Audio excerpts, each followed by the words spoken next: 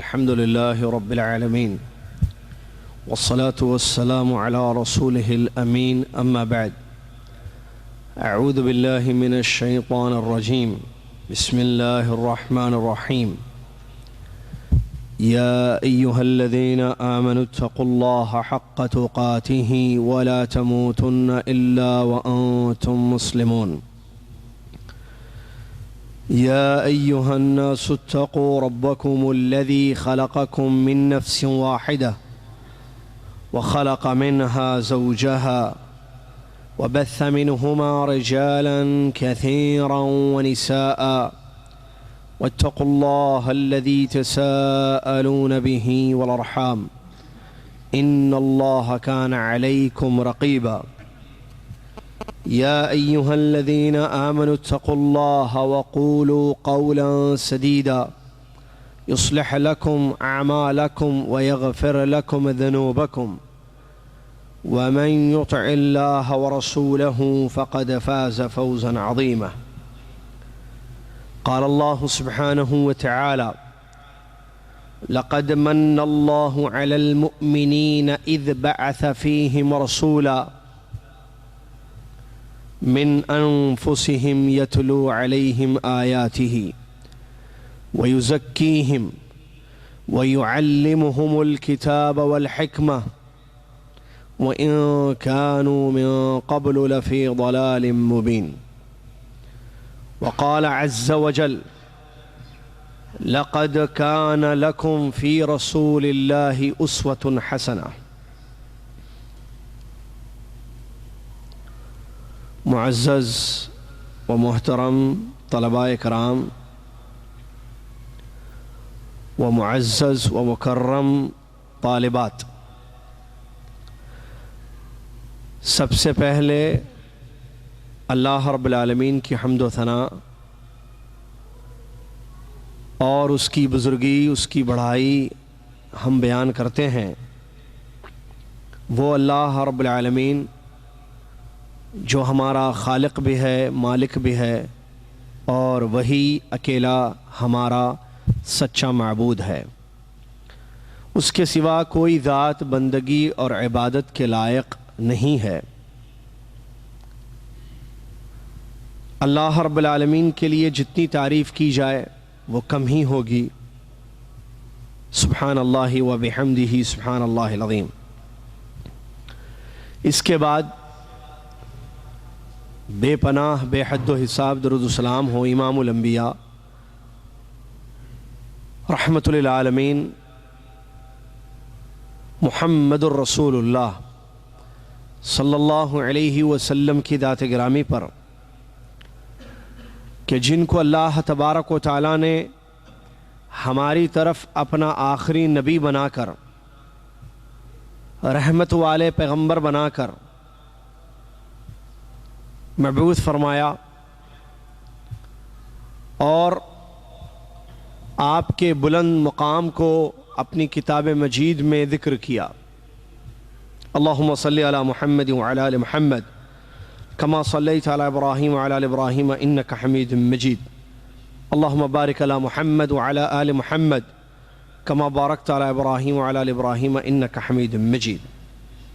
اس حمد اور صلاۃ بر نبینا علیہ السلام کے بعد آج صفر کی 29 تاریخ ہے 1434 ہجری، مطابق 11 جنوری 2013 عیسوی، جمعہ کے دن صبح کا یہ وقت مکتب تعاونی للدعوت والارشاد و توعیت الجالیات شرق جدہ کی اس مسجد میں ہمارا یہ 10واں علمی دورہ شروع ہونے جا رہا ہے۔ جیسا کہ آپ جانتے ہیں کہ اللہ تبارک و تعالیٰ کے فضل و کرم اور اس کی توفیق سے اس مکتب جالیات شرق جدہ، جو کلو 14 کے نام سے بھی مشہور ہے، 9 علمی دورے مختلف موضوعات پر عقیدے اور فقہ سے تعلق رکھنے والے کیے گئے، اور تفصیلی طور پر بہت ساری کتابوں کو ہم نے ان دورات میں پڑھا۔ آخری پچھلا ہمارا جو دورہ رہا زکوٰۃ کے مسائل پر مشتمل نواں علمی دورہ تھا جو آپ جانتے ہیں. اس کو ختم کرنے کے بعد آج یہ 10واں علمی دورہ شروع کیا جا رہا ہے، اور یہ انتہائی اہم موضوع پر انشاءاللہ دورہ ہونے جا رہا ہے. اس دورے کا تعلق یا اس علمی دورے کا جو بنیادی موضوع ہے وہ ہے پیارے نبی صلی اللہ علیہ وسلم کی سیرت طیبہ. ہم نے جو موضوع اس کے لیے رکھا ہے وہ ہے اردو میں اسوہ حسنہ کی روشنی میں زندگی گزارنے کے سنہرے اصول، اور انگریزی میں The Art of Interacting with People as Deduced from a Study of the Prophet Muhammad sallallahu alaihi wasallam, Prophet's Life. The Art of Interacting with People as Deduced from a Study of Prophet's sallallahu alaihi wasallam Life. یہ انشاءاللہ اس دورے کا موضوع ہے. اس دورے میں جو کہ 6 ہفتوں پر مشتمل ہوگا انشاءاللہ، آج اس کی پہلی کلاس ہے. اس کے بعد انشاءاللہ اور 5 جمعہ اسی وقت انشاءاللہ اس مکتب کے تحت یہ کلاسز منعقد ہوں گی. تو اس کورس کا مقصد میں بتانا مناسب سمجھتا ہوں، وہ یہ ہے کہ اس کورس کے ذریعے انشاءاللہ طالب علموں کو یا طالبات کو یہ سکھانا اور بتانا مقصود ہے کہ معاشرتی مسائل کا حل سیرت پاک صلی اللہ علیہ وسلم کے آئینے میں کس طریقے سے حل کیا جائے، اور تاریخ کے واقعات کی روشنی میں. اور اس کورس کے ذریعے اور اس میں جو باتیں انشاءاللہ سیرت کے حوالے سے بتائی جائیں گی ان پر عمل کر کے ہم اپنی زندگی کو پر لطف اور آسان بنا سکتے ہیں، اور زندگی کے دکھوں کا مداوا اور دلوں کے قلق اور اضطراب کو بھی اس کورس کے ذریعے ہم انشاءاللہ یا اس سے حاصل کیا جانے والا علم اس سے دور کر سکتے ہیں. یہ بنیادی مقصد ہے اس کا. ویسے تو الحمدللہ یہ ایک ایسا موضوع ہے پیارے نبی علیہ الصلوۃ والسلام کی سیرت سے تعلق رکھنے والا، عام طور پر لوگ اس کو پڑھتے ہیں، سنتے ہیں، لیکن اس سیرت طیبہ علیہ الصلوۃ والسلام کے جو واقعات ہیں یا ایک شاندار جو سیرت ہے اس کے ذریعے اپنی زندگی کو گزارا نہیں جاتا ہے. مقصد یہ بھی ہے کہ ہم اللہ کے نبی علیہ الصلوۃ والسلام کی پیاری زندگی کا مطالعہ کریں، صحیح احادیث کی روشنی میں، مستند واقعات کی روشنی میں، اور اپنی زندگی کو اس میں ڈھالنے کی کوشش کریں. جس طریقے سے پیارے نبی حبیب محمد صلی اللہ علیہ وسلم نے حیات گزاری، ہم بھی کوشش کریں اللہ سے ڈرتے ہوئے کہ ہماری زندگی بھی ویسی ہی گزرے. اللہ سے دعا ہے اللہ تبارک و تعالی مجھے اور آپ کو اپنی زندگی میں اخلاص پیدا کرنے کی توفیق عطا فرمائے، اور اس دورے کو یا اس کورس کو جو علمی شارٹ کورس ہے کامیاب بنانے کی، اور اس کے ذریعے اپنی زندگی کو بہتر اور احسن و افضل بنانے کی ہم سب کو اللہ تبارک و تعالی توفیق عطا فرمائے. آمین. معزز سامعین، سیرت عربی زبان کا ایک لفظ ہے جس کا معنی اور مفہوم ہوتا ہے چلنا. سارا یسیرو عربی میں کہتے ہیں چلنے کو. سارا یسیرو سیرن، سارا زیدن یا سارا عبداللہ چلا، سارت فاطمہ، فاطمہ چلی. تو سارا یسیرو کا معنی چلنے کے ہوتے ہیں.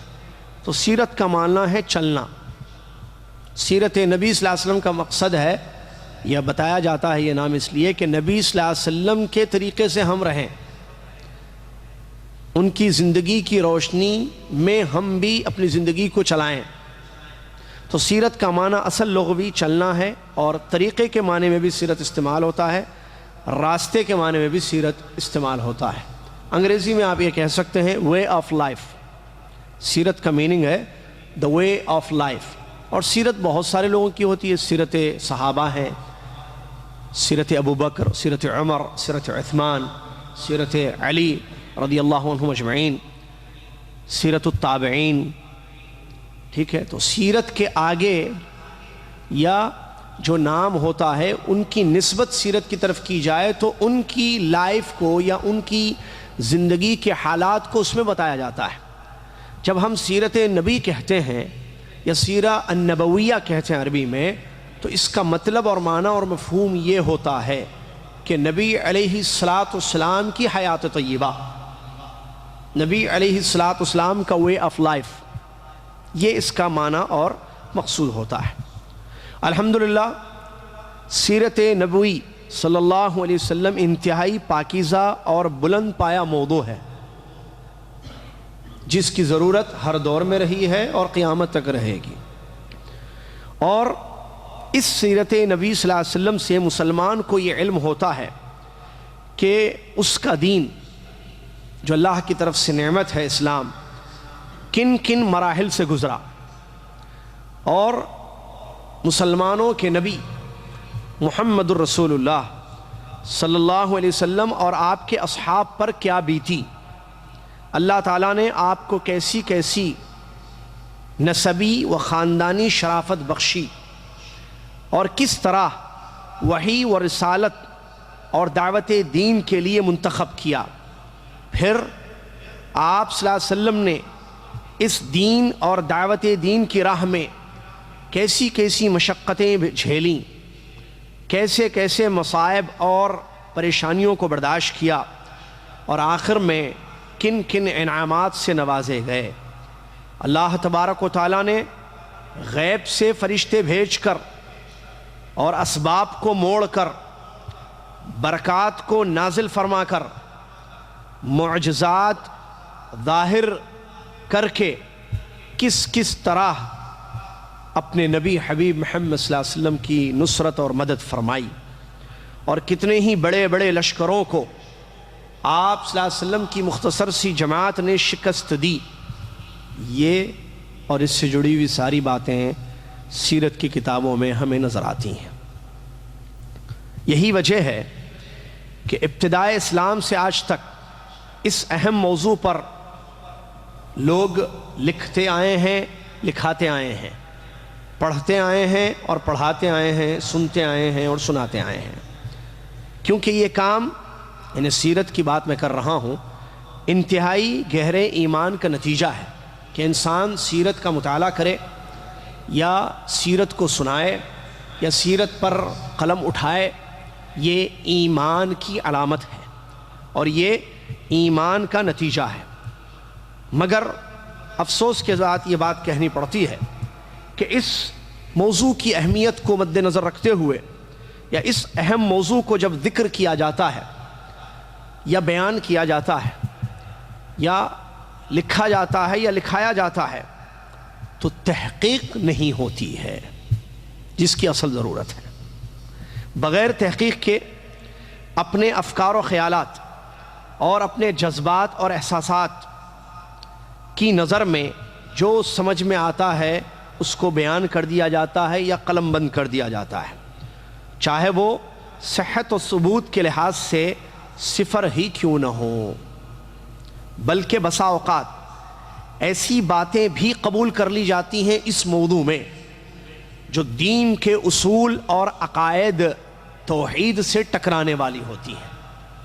اسی لیے ہم نے مناسب سمجھا کہ قرآن کی مستند یا صحیح تفسیر کی روشنی میں اور پیارے نبی صلی اللہ علیہ وسلم کی احادیث صحیحہ کی روشنی میں اس موضوع کو آپ طلباء اور طالبات کے نظر کیا جائے اور آپ طلباء و طالبات کو پڑھایا جائے، تاکہ صحیح اور مستند باتیں، اتھینٹک باتیں قرآن اور حدیث کی روشنی میں اس موضوع سے متعلق رکھنے والی، سیرت سے متعلق رکھنے والی ہمیں معلوم ہو، تاکہ ہم اپنی زندگی کو اس صحیح اور مستند احادیث کی روشنی میں گزار سکیں، اپنی غلطیوں کا ازالہ کر سکیں، اور آنے والے ہمارے زندگی میں جو حالات ہوتے ہیں مختلف قسم کے، ان حالات کو بہتر اور افضل بنا سکیں۔ برادران اسلام، معزز طلبہ اور طالبات، اللہ تبارک و تعالی جو ہمارا خالق اور مالک ہے، اس نے اس بات کا حکم دیا کہ ہم علم حاصل کریں، اور اللہ تبارک و تعالی نے اپنی کلام مجید میں علم حاصل کرنے کی فضیلت کو بیان فرمایا۔ ارشاد باری ہے، هل يستوي الذين يعلمون والذين لا يعلمون، وہ لوگ جو علم حاصل کرتے ہیں اور وہ لوگ جو علم حاصل نہیں کرتے، کیا دونوں برابر ہو سکتے ہیں؟ ہرگز نہیں۔ اللہ تبارک و تعالیٰ نے فرمایا والذین اوتوا العلم درجات، جن کو علم دیا گیا ان کے درجات ہیں، ان کے بلند مقامات ہیں۔ تو یہ علم کی فضیلت پر آیت، یہ دو آیتیں، اور اللہ کے نبی محمد صلی اللہ علیہ وسلم کی بہت ساری حدیثیں جن کو محدثین کرام رحمہم اللہ نے اپنی کتابوں کی زینت بنائی، اس میں آپ کو باب فضل العلم ضرور ملے گا۔ طلب علم کی فضیلت، علم حاصل کرنے کی اہمیت اور اس کی فضیلت قرآن اور حدیث کی روشنی میں۔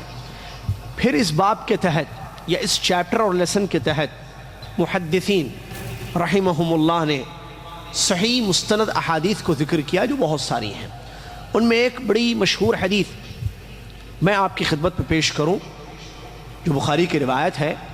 اللہ کے نبی محمد رسول اللہ صلی اللہ علیہ وسلم نے فرمایا، من سلک طریقا یلتمس فیہ علما سہل اللہ بہ طریقا الی الجنہ، جو انسان نکلتا ہے علم کو طلب کرنے کے لیے، علم حاصل کرنے کے لیے، اللہ تبارک و تعالی اس کے ذریعے جنت کا راستہ اس کے لیے آسان فرما دیتا ہے۔ اللہ اکبر، کتنی بڑی، کتنی پیاری یہ حدیث ہے، جس حدیث شریف میں نبی علیہ السلام نے یہ خوشخبری سنائی ہے کہ طلب علم کی راہ میں نکلنا جنت کے راستے کو ہموار کرنا ہے، جنت کے راستے کو آسان کرنا ہے۔ آپ آج یہاں اسی غرض کے تحت انشاءاللہ میں اور آپ یہاں جمع ہوئے ہیں۔ اللہ تعالی ہماری نیتوں کو پاک اور صاف کرے اور اخلاص کے ساتھ علم حاصل کرنے کی توفیق عطا فرمائے، آمین۔ علم جب بھی کہا جاتا ہے تو اس سے مراد تین چیزوں کا علم ہوتا ہے۔ نمبر ایک، خالق کا علم، اللہ تبارک و تعالیٰ کا علم جس میں توحید اور عقائد سے تعلق رکھنے والی باتیں ہیں۔ نمبر دو، دین کا علم، اسلام کا علم۔ نمبر تین، اسلام کے نبی محمد الرسول اللہ صلی اللہ علیہ وسلم کا علم، جن کو اہل علم عربی میں اصول ثلاثہ کہتے ہیں: معرفت العبد ربہ، معرفت العبد دینہ، معرفت العبد نبیہ صلی اللہ علیہ وسلم، کہ ہر بندہ اپنے رب کو پہچانے، ایک۔ نمبر دو، بندہ اپنے دین اسلام کو جانے اور پہچانے۔ نمبر تین، بندہ اپنے نبی محمد صلی اللہ علیہ وسلم کو پہچانے۔ یہ تین بنیادی علوم ہیں جس کو اصول کہا گیا اور اصول ثلاثہ کہا گیا، اور اس پر عربی میں کتابیں موجود ہیں، اور اردو میں دین کے بنیادی تین اصول اس نام سے بھی کتابیں موجود ہیں۔ اور ہم نے الحمدللہ دوسرا جو دورہ علمی اس دعویٰ سینٹر کے تحت کروایا تھا وہ اسی کتاب پر تھا، جو عربی کی کتاب شرح یا ثلاثۃ الاصول یا الاصول الثلاثہ ہے۔ تین اسلام کے بنیادی اصول جو ریکارڈ ہیں اور انشاءاللہ ویب سائٹ پر ڈالے بھی جائیں گے۔ تو ان تین بنیادی اصول، اس کا تعلق ہماری پوری زندگی سے ہے، رب کی معرفت، رب کی پہچان، اور اپنے مذہب، اپنے دین کی پہچان، اور اپنے نبی حبیب محمد صلی اللہ علیہ وسلم کی پہچان۔ تو اس میں جو پہلی چیز ہے وہ ہم پڑھ لیے دوروں میں الحمدللہ پچھلے، جو اللہ کی معرفت، اللہ کی پہچان ہے۔ اور دوسری چیز اسلام، اس سے متعلق بھی بہت ساری چیزیں پچھلے دورات میں ہم نے پڑھی۔ تیسری چیز باقی رہ گئی تھی اور وہ تھا الاصل الثالث، دین کا تیسرا بنیادی اصول، وہ ہے اپنے نبی حبیب محمد صلی اللہ علیہ وسلم کی معرفت۔ وہ انشاءاللہ اس 10ویں دورے میں ہم پڑھنے جا رہے ہیں۔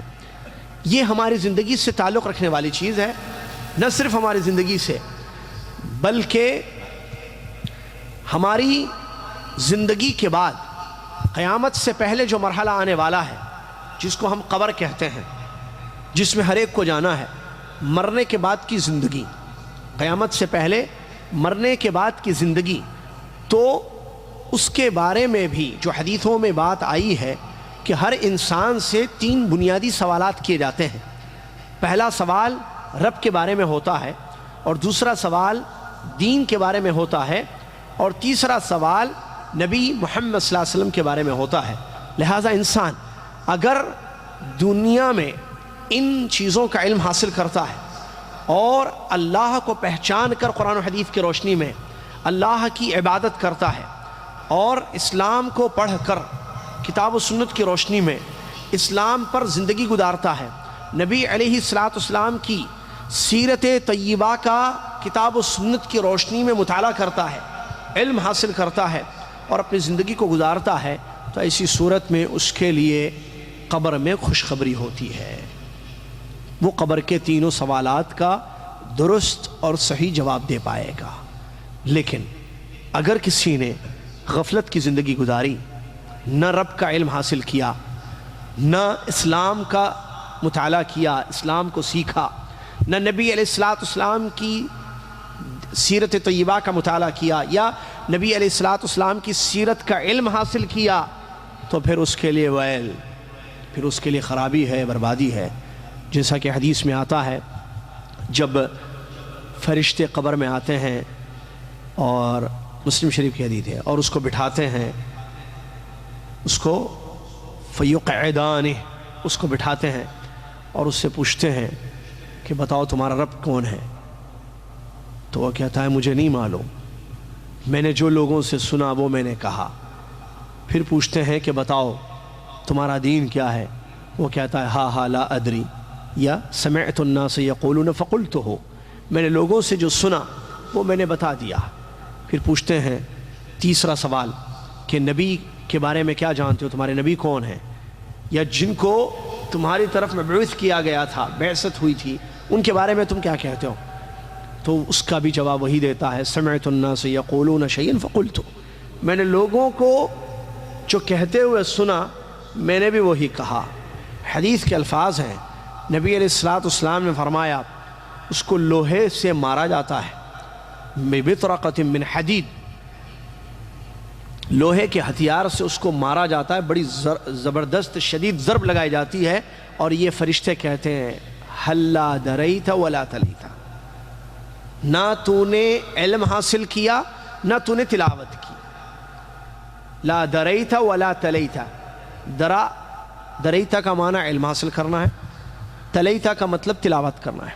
نہ تو نے قرآن پڑھا سمجھ کر کہ تجھ کو ان 3 چیزوں کا علم حاصل ہوتا، رب، دین اور نبی محمد صلی اللہ علیہ وسلم۔ نہ تو نے علم حاصل کیا، ولا دریت، کہ علم حاصل دنیا میں کرتا تو تجھ کو معلوم ہوتا کہ رب کون ہے اور کیا ہے اور اس کے حقوق کیا ہیں، دین کیا ہے، اسلام کیا ہے اور اس کے ارکان، اس کی بنیادی چیزیں کیا ہیں، نبی محمد صلی اللہ علیہ وسلم کون ہے اور ان کی حیات طیبہ کیا ہے، ان کی سیرت یا ان کی سنتیں، ان کی حدیث مبارکہ کیا ہیں۔ تو یہ فرشتے مار کر اس کو کہیں گے۔ اس حدیث کو سن کر یہ بات معلوم ہوتی ہے کہ اس موضوع پر گفتگو کرنا اور اس کو سیکھنا اور سمجھنا کتنا اشد ترین ضروری ہے۔ اس کے بعد اللہ تبارک و تعالیٰ کا ہم پر بہت بڑا فضل و احسان ہے۔ یہ بطور مقدمہ کلاس چل رہی ہے انشاءاللہ، اور کچھ بنیادی باتیں نبی صلی اللہ علیہ وسلم کی زندگی سے تعلق رکھنے والی ہم انشاءاللہ آخر میں بتائیں گے۔ بطور مقدمہ یہ ساری باتیں آپ کی خدمت پہ پیش کی جا رہی ہیں تاکہ ہمیں معلوم ہو کہ ہم جو آئے ہیں، بیٹھے ہیں، اس کا کیا فائدہ ہوگا، یہ کیا چیز ہے۔ میں نے شروع میں جو بتایا نا، میں موضوع جو ہم نے رکھا اسوہ حسنہ کی روشنی میں زندگی گزارنے کے سنہرے اصول۔ ہم زندگی گزارتے ہیں تو ہماری جیسی زندگی گزری ہے پاسٹ میں، ماضی میں بھی، تو ہم سب کے لیے کوئی آئیڈیل ہیں ان کی زندگی کیسی گزری، کیونکہ ہم بھی زندگی گزارتے ہیں، ہمارے سامنے بھی ایسے حالات آتے ہیں جو پیارے نبی صلی اللہ علیہ وسلم کی زندگی میں بھی آئے ہیں، مشکل حالات، غم کا ماحول یا کبھی خوشی کے حالات یا واقعات. تو ہر اینگل سے ہمارے نبی محمد صلی اللہ علیہ وسلم کی سیرت طیبہ ہمارے لیے آئیڈیل ہے، جیسا کہ میں بھی بتانے جا رہا ہوں. تو اللہ تبارک و تعالیٰ جس نے ہمیں پیدا کیا، ہم کو اللہ تبارک و تعالیٰ نے جس چیز کے لیے پیدا کیا وہ واضح ہے، اللہ کی عبادت ہے، یہ سب جانتے ہیں. قرآن میں بتایا گیا ہے، سورہ ذاریات کی مشہور آیت ہے جو زبان زد ہے بچوں کے، طلباء کے، اور وہ ہے وَمَا خَلَقْتُ الْجِنَّ وَالْإِنسَ إِلَّا لِيَعْبُدُونَ. میں نے جن اور انس کو، دو مخلوق ہیں، جنوں کو اور انسانوں کو اس لیے پیدا کیا کہ وہ میری عبادت کریں. موضوع کی اہمیت دیکھیے سیرت کی، میں بتاؤں آپ کو. ہماری زندگی کا مقصد اللہ کی عبادت ہے، یہ اس آیت سے معلوم ہوا. زندگی کا کوئی اور مقصد نہیں ہے. یہ کھانا پینا یا پیسہ کمانا، شادی کرنا، گھر بنانا، یہ ضروریات زندگی ہیں، ضروریات زندگی. یہ مقصد حیات نہیں ہے. ایک ضرورت ہوتی ہے، ایک مقصد ہوتا ہے. ضرورت کا مطلب اگر میں کھاؤں گا نہیں، پیوں گا نہیں، پیسے نہیں کماؤں گا تو زندگی کیسے گزاروں گا؟ بات معلوم ہے سب کو. اسی لیے پیسوں کی اہمیت ہے ہماری زندگی میں. ہم مال کماتے ہیں، ہم کھاتے ہیں، کھانے کی اہمیت ہے. بھوک لگتی ہے تو کچھ بھی حلال کھا لیتے ہیں، پیاس لگتی ہے تو اپنی پیاس بجھا لیتے ہیں، کیونکہ اس کی اہمیت ہمیں معلوم ہے، کیونکہ یہ ضرورت ہے زندگی کی. ٹھیک ہے؟ اور اس کے علاوہ گھر بنانا وغیرہ دیگر چیزیں. مقصد حیات کیا ہے کہ نبی کہ ہماری زندگی کس لیے ہمیں عطا کی گئی ہے؟ اللہ کی عبادت. یہ ہے زندگی کا مقصد. اب اللہ کی عبادت میں کیسے کروں؟ اور میرا اللہ کہاں ہے، کون ہے، کیسا ہے، وہ مجھ سے کیا چاہتا ہے، اور کون سی عبادت اس کو پسند ہے؟ اس نے مجھے عبادت کے لیے پیدا کیا ہے، تو کون سی عبادت اس کو پسند ہے، اور میں کیوں کر، ہاؤ، کیسے اس تک اپنی عبادتوں کو پہنچا سکتا ہوں کہ وہ مجھ سے راضی ہو جائے، وہ مجھ سے خوش ہو جائے، وہ مجھے اپنی جنت میں داخل کر دے، اپنے عذاب اور اپنی جہنم سے مجھے نجات دے دے. یہ کیسے معلوم ہوگا؟ یہ اہم سوال ہے. دوسرا اہم سوال، اس نے میری ہدایت کے لیے قرآن کو اتارا، کلام اللہ. سورہ بقرہ کی شروع میں آپ پڑھتے ہیں، اعوذ باللہ من الشیطان بسم اللہ الرحمن الرحیم، الف لام میم ذالک الکتاب لا ریب فیہ ھدی للمتقین. سورہ قدر میں بھی آپ پڑھتے ہیں، دیگر قرآنی آیات میں بھی ہدایت کا لفظ آتا ہے، ہدا کا. سورہ بقرہ کی شروع کی آیت میں جو ابھی میں نے تلاوت کی، اللہ تبارک و تعالیٰ نے قرآن مجید کے بارے میں بیان فرمایا کہ یہ ہدایت ہے، سر چشمہ ہدایت، راستہ ملتا ہے انسان کو، اس سے راستہ، ہدایت. تو یہ قرآن کے بارے میں بتایا اللہ تبارک و تعالیٰ نے. قرآن کو سمجھنا سیرت پر ڈیپینڈ کرتا ہے، نبی صلی اللہ علیہ وسلم کی سنتوں پر، نبی صلی اللہ علیہ وسلم کی سنت پر. بغیر نبی صلی اللہ علیہ وسلم کی احادیث کے، بغیر نبی صلی اللہ علیہ وسلم کی سنتوں کے ہم قرآن نہیں سمجھ سکتے. کیوں؟ اس لیے کہ اللہ تبارک و تعالیٰ نے قرآن میں یہ بات بیان فرمائی ہے، لِتُبَيِّنَ لِلنَّاسِ مَا نُزِّلَ إِلَيْهِمْ.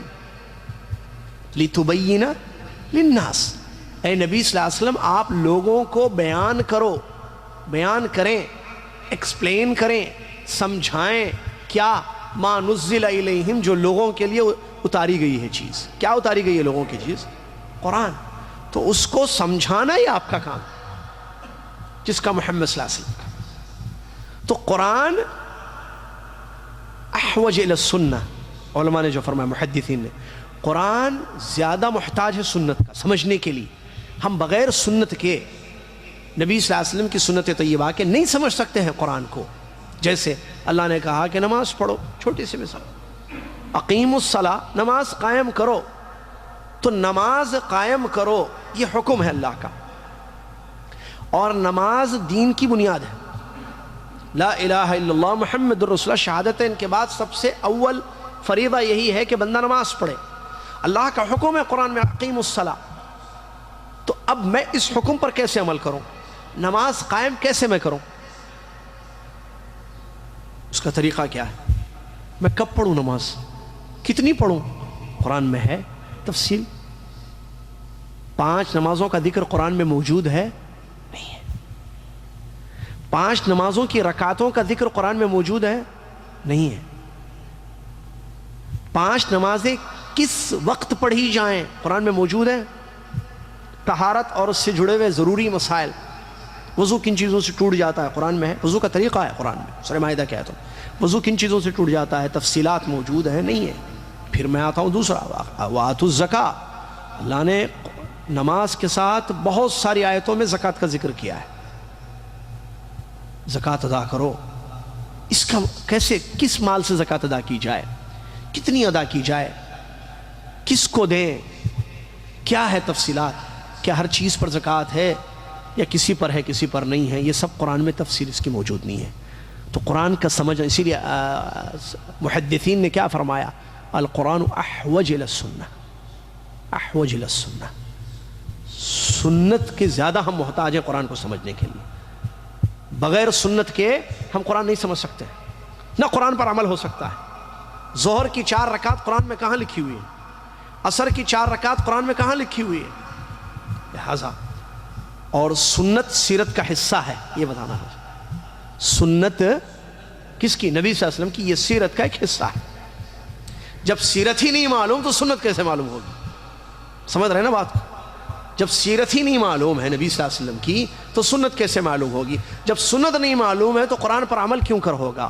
جب قرآن پر عمل نہیں ہو سکتا ہے اور اقیموا الصلاۃ آتوا الزکاۃ، ان احکامات، ان آرڈر پر ہم عمل نہیں کر سکتے ہیں تو پھر ہماری زندگی کے مقصد میں ہم فیل ہو جائیں گے، اور جب زندگی کے مقصد میں ہم ناکام ہو گئے تو پھر ہمارا رب ہم سے روٹھ جائے گا، ہمارا رب ہم سے ناراض ہو جائے گا۔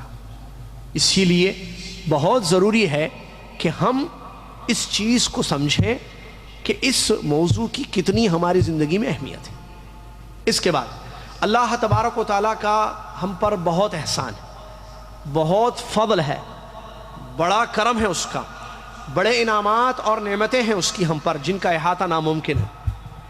وَإِن تَعُدُّوا نِعْمَةَ اللَّهِ لَا تُحْصُوهَا، اللہ فرماتا ہے کہ تم اگر نعمتوں کو گننا چاہو، کاؤنٹ کرنا چاہو، یو کانٹ، نہیں کر سکتے ہو، تم ناممکن ہے، اتنی زیادہ اللہ کی نعمتیں ہیں۔ نعمتوں میں سے ایک بڑی نعمت، ایک بڑی مہربانی اللہ کی کہ اللہ نے محمد الرسول اللہ صلی اللہ علیہ وسلم کو ہمارے لیے نبی بنا کر بھیجا۔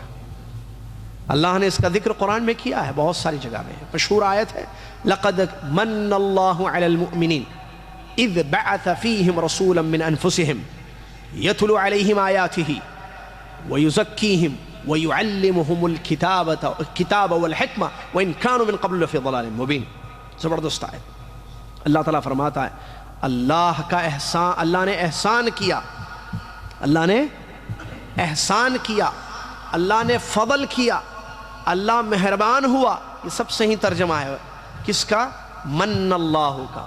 من کہتے ہیں عربی میں فضل، احسان کو، رحم کو، یا فضل کرنے کو، احسان کرنے کو۔ لقد من اللہ علی المؤمنین، ایمان والوں پر اللہ نے فضل کیا، مہربانی کی۔ اللہ نے کیا مہربانی کی؟ اذ بعث فیہم رسولا من انفسہم، جب ان میں سے ایک کو رسول ان کے لیے بنا کر بھیجا، محمد الرسول اللہ صلی اللہ علیہ وسلم۔ یتلو علیہم آیاتہ، یہ نبی محمد صلی اللہ علیہ وسلم اللہ کی آیتیں تلاوت کرتے ہیں ان کے سامنے اور ان کا تزکیہ کرتے ہیں۔ وَيُعَلِّمُهُمُ الْكِتَابَ وَالْحِكْمَةَ، کتاب و حکمت کی تعلیم دیتے ہیں۔ وَإِن كَانُوا مِن قَبْلُ لَفِي ضَلَالٍ مُبِينٍ، حالانکہ اس سے پہلے وہ کھلی اوپن گمراہی میں تھے۔ تو یہ پوری آیت کریمہ ہے جس آیت کریمہ میں اللہ تبارک و تعالیٰ اپنی اس نعمت کا تذکرہ فرما رہا ہے کہ نبی محمد صلی اللہ علیہ وسلم ہمارے لیے بہت بڑا احسان ہے اللہ کی طرف سے، ان کی زندگی ہمارے لیے بہت بڑا اللہ کا فضل ہے کہ اللہ تعالیٰ نے ان کو ہمارے لیے نبی بنا کر بھیجا۔ یہ اللہ تعالیٰ کا جو ذکر اس آیت میں کر رہا ہے وہ ہے. تو یہ اللہ کی بہت بڑی نعمت ہے کہ محمد صلی اللہ علیہ وسلم ہمارے نبی ہیں. ہر قوم میں اللہ نے ایک نبی کو بھیجا. وَلَقَدْ بَعَثْنَا فِي كُلِّ أُمَّةٍ رَسُولًا. ہر امت میں ایک رسول کو بھیجا گیا ہے. کیوں؟ توحید کی دعوت دینے کے لیے، شرک کو مٹانے کے لیے. اور یہ بھی قرآن میں موجود ہے. وَلَقَدْ أُوحِيَ إِلَيْكَ وَإِلَى الَّذِينَ مِن قَبْلِكَ. دوسری آیت ہے جس میں اللہ تبارک و تعالیٰ نے فرمایا کہ جس کا ترجمہ یہ ہے کہ ہم نے ہر نبی کو اس بات کا حکم دیا، آپ کو بھی اور آپ سے پہلے نبیوں کو بھی، کہ لوگوں کو یہ بتایا جائے کہ وہ میری عبادت کریں اور میرے ساتھ کسی کو شریک نہ کریں. وَلَقَدْ بَعَثْنَا فِي كُلِّ أُمَّةٍ رَسُولًا. اسی آیت میں بھی دیکھیے وَلَقَدْ بَعَثْنَا فِي كُلِّ أُمَّةٍ رَسُولًا أَنِ اعْبُدُوا اللَّهَ وَاجْتَنِبُوا الطَّاغُوتَ. ہر قوم میں ایک رسول کو بھیجا ہم نے تاکہ وہ لوگوں کو یہ بتائیں اعبدوا اللہ، اللہ کی عبادت کرو اور طاغوت کا انکار کرو، طاغوت سے بچو. اور طاغوت کی مختلف تفسیر ہے. اس میں ایک عام معنی ہے کل ما عبد من دون اللہ فہو طاغوت. اللہ کے سوا جس کی عبادت کی گئی ہے وہ طاغوت ہے. اور وہ بڑے بڑے 5 ہیں، اس کی اپنی جگہ تفصیل ہے. تو اس آیت سے معلوم ہوا ہر نبی کی بعثت کا مقصد کیا ہے کہ توحید کی دعوت دینا، شرک سے منع کرنا. تو ہر قوم میں ایک نبی آئے. سب سے پہلے رسول جو اس کام کے لیے تشریف لائے نوح علیہ السلام ہے. اس کے بعد ایک کے بعد دیگرے 1 by 1 اللہ تبارک و تعالیٰ نے ہر قوم میں نبی اور رسول کو بھیجا. ہمارے لیے جو نبی محمد صلی اللہ علیہ وسلم کو بھیجا یہ آخری نبی ہے. اور اللہ کا بہت بڑا احسان ہے کہ سب سے بڑے نبی سید الرسل امام الانبیاء محمد الرسول اللہ علیہ وسلم ہمارے نبی ہیں. اللہ تعالیٰ نے جن کو آخری نبی امام بنا کر، نبیوں کا امام بنا کر، نبیوں کا سردار بنا کر، خاتم النبیین بنا کر، آخری نبی کہ اس کے بعد کوئی دنیا میں نبی آنے والا نہیں ہے، محمد صلی اللہ علیہ وسلم کو بھیجا. ہم ان کے امتی ہیں. یہ ہم پر اللہ کا احسان ہے.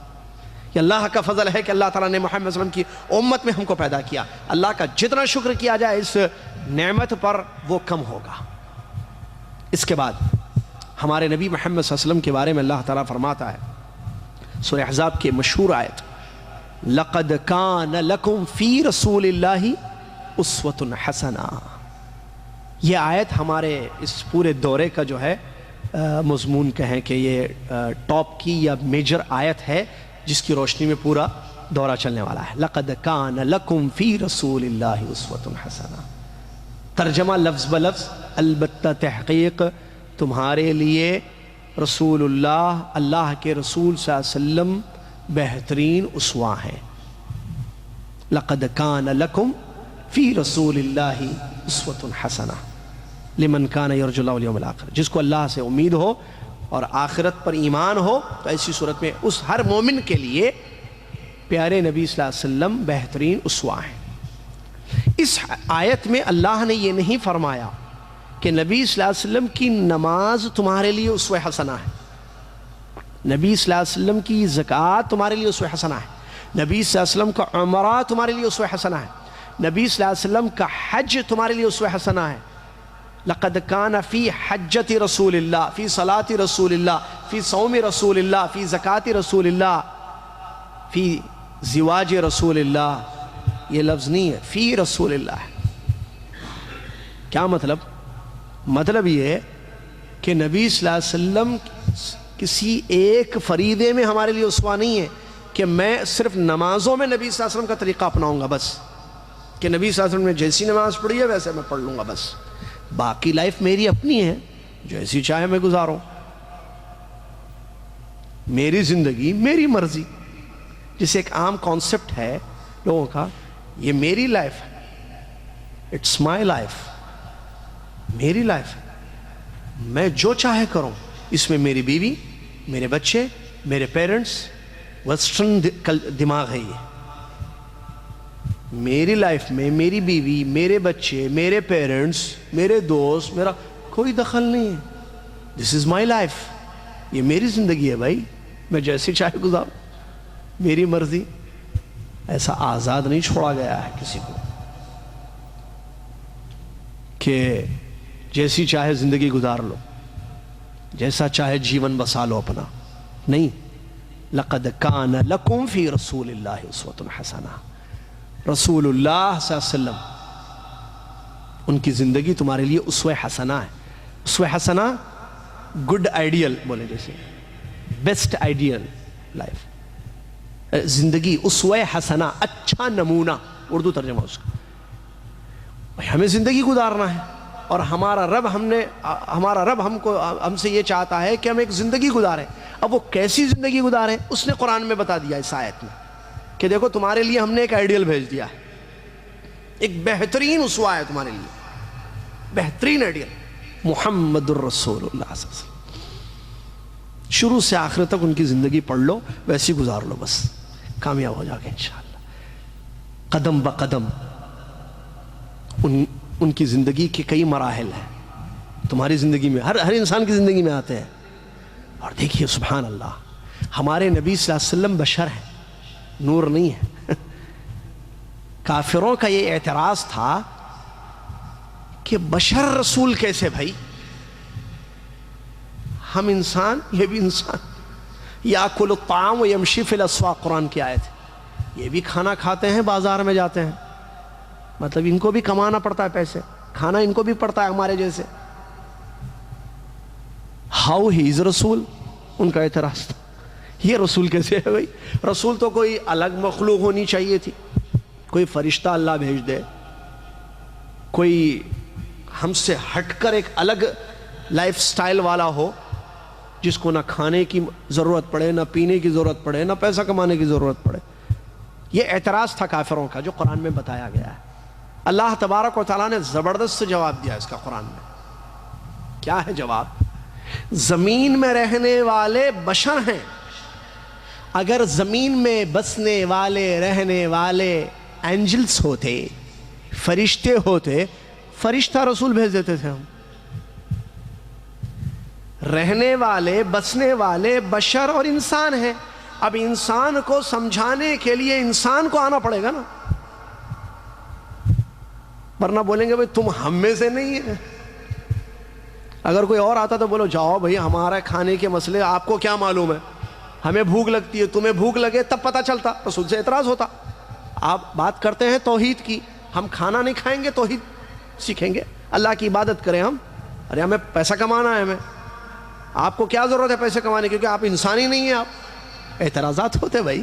اللہ کی حکمت ہے، اللہ نے کہا زمین میں بسنے والے بشر ہیں، انسان ہیں، ان انسانوں کی ہدایت کے لیے ہم نے انسان رسول بھیج دیا صلی اللہ علیہ وسلم، جو کہ مکمل حکمت والا عمل ہے.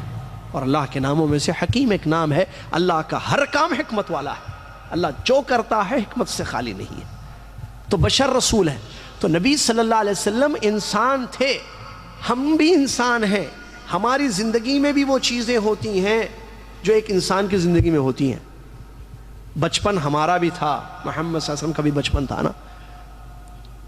بچے ہم بھی تھے، پیارے نبی صلی اللہ علیہ وسلم بھی بچے تھے، آئیڈیل ہیں، نمونہ ہے. جوانی کی دہلیز پر ہم نے بھی قدم رکھا، محمد صلی اللہ علیہ وسلم بھی جوان ہوئے، جوانوں کے لیے آئیڈیل ہے. پیارے نبی محمد صلی اللہ علیہ وسلم نے شادی کی. آج ہمارا نوجوان یا ہمارے لڑکے، ہمارے بچے بچیاں، ہم بھی شادی کرتے ہیں، شادی میں بھی اسوہ ہے. اللہ اکبر. بیوی کے ساتھ ہم زندگی گزارتے ہیں، محمد صلی اللہ علیہ وسلم نے بھی زندگی گزاری ہے، نمونہ ہے، آئیڈیل ہے. نماز، روزہ، زکوٰۃ، قربانی، حج، عبادتیں ہم پر بھی فرض ہیں، محمد صلی اللہ علیہ وسلم پر بھی فرض تھیں عبادات، وہ ہمارے لیے آئیڈیل ہیں. انہوں نے بھی نماز پڑھی، روزہ رکھا، زکوٰۃ دیا، قربانی دی، حج کیا، اللہ کے راستے میں لڑے. عبادات، معاملات ہماری زندگی میں ہوتے ہیں، بیع و شراء، خریدنا بیچنا، تجارت، لینا دینا، لین دین جس کو کہتے ہیں عام اردو میں. پیارے نبی صلی اللہ علیہ وسلم کی زندگی میں بھی یہ رہی چیز، کیونکہ انہوں نے بھی خریدا اور بیچا، لیا اور دیا، تجارت کی، معاملات کی لوگوں کے ساتھ. اللہ اکبر. ہماری زندگی میں پریشانیاں بھی آتی ہیں بھائی، کبھی پیسہ نہیں ہوتا، کبھی کھانا نہیں ہوتا ہے، کبھی رزق کے مسئلے، کبھی کاروبار کے مسائل، کبھی بیماری ہو جاتی ہے ہماری زندگی میں. میرے بھائی، لقد کان لکم فی رسول اللہ اسوۃ حسنہ، نبی صلی اللہ علیہ وسلم کی زندگی میں بھی یہ حالات آئے جو سیرت کا ایک حصہ ہے. مشکل حالات، غم، پریشانیاں، مصیبتیں، بیماریاں نہیں ہوئیں. کبھی رزق میں کمی، کبھی نبی صلی اللہ علیہ وسلم کے گھر میں کھانا نہیں، جیسے ہمارے ساتھ ہوتا ہے، نبی صلی اللہ علیہ وسلم کے ساتھ بھی ہوا ہے.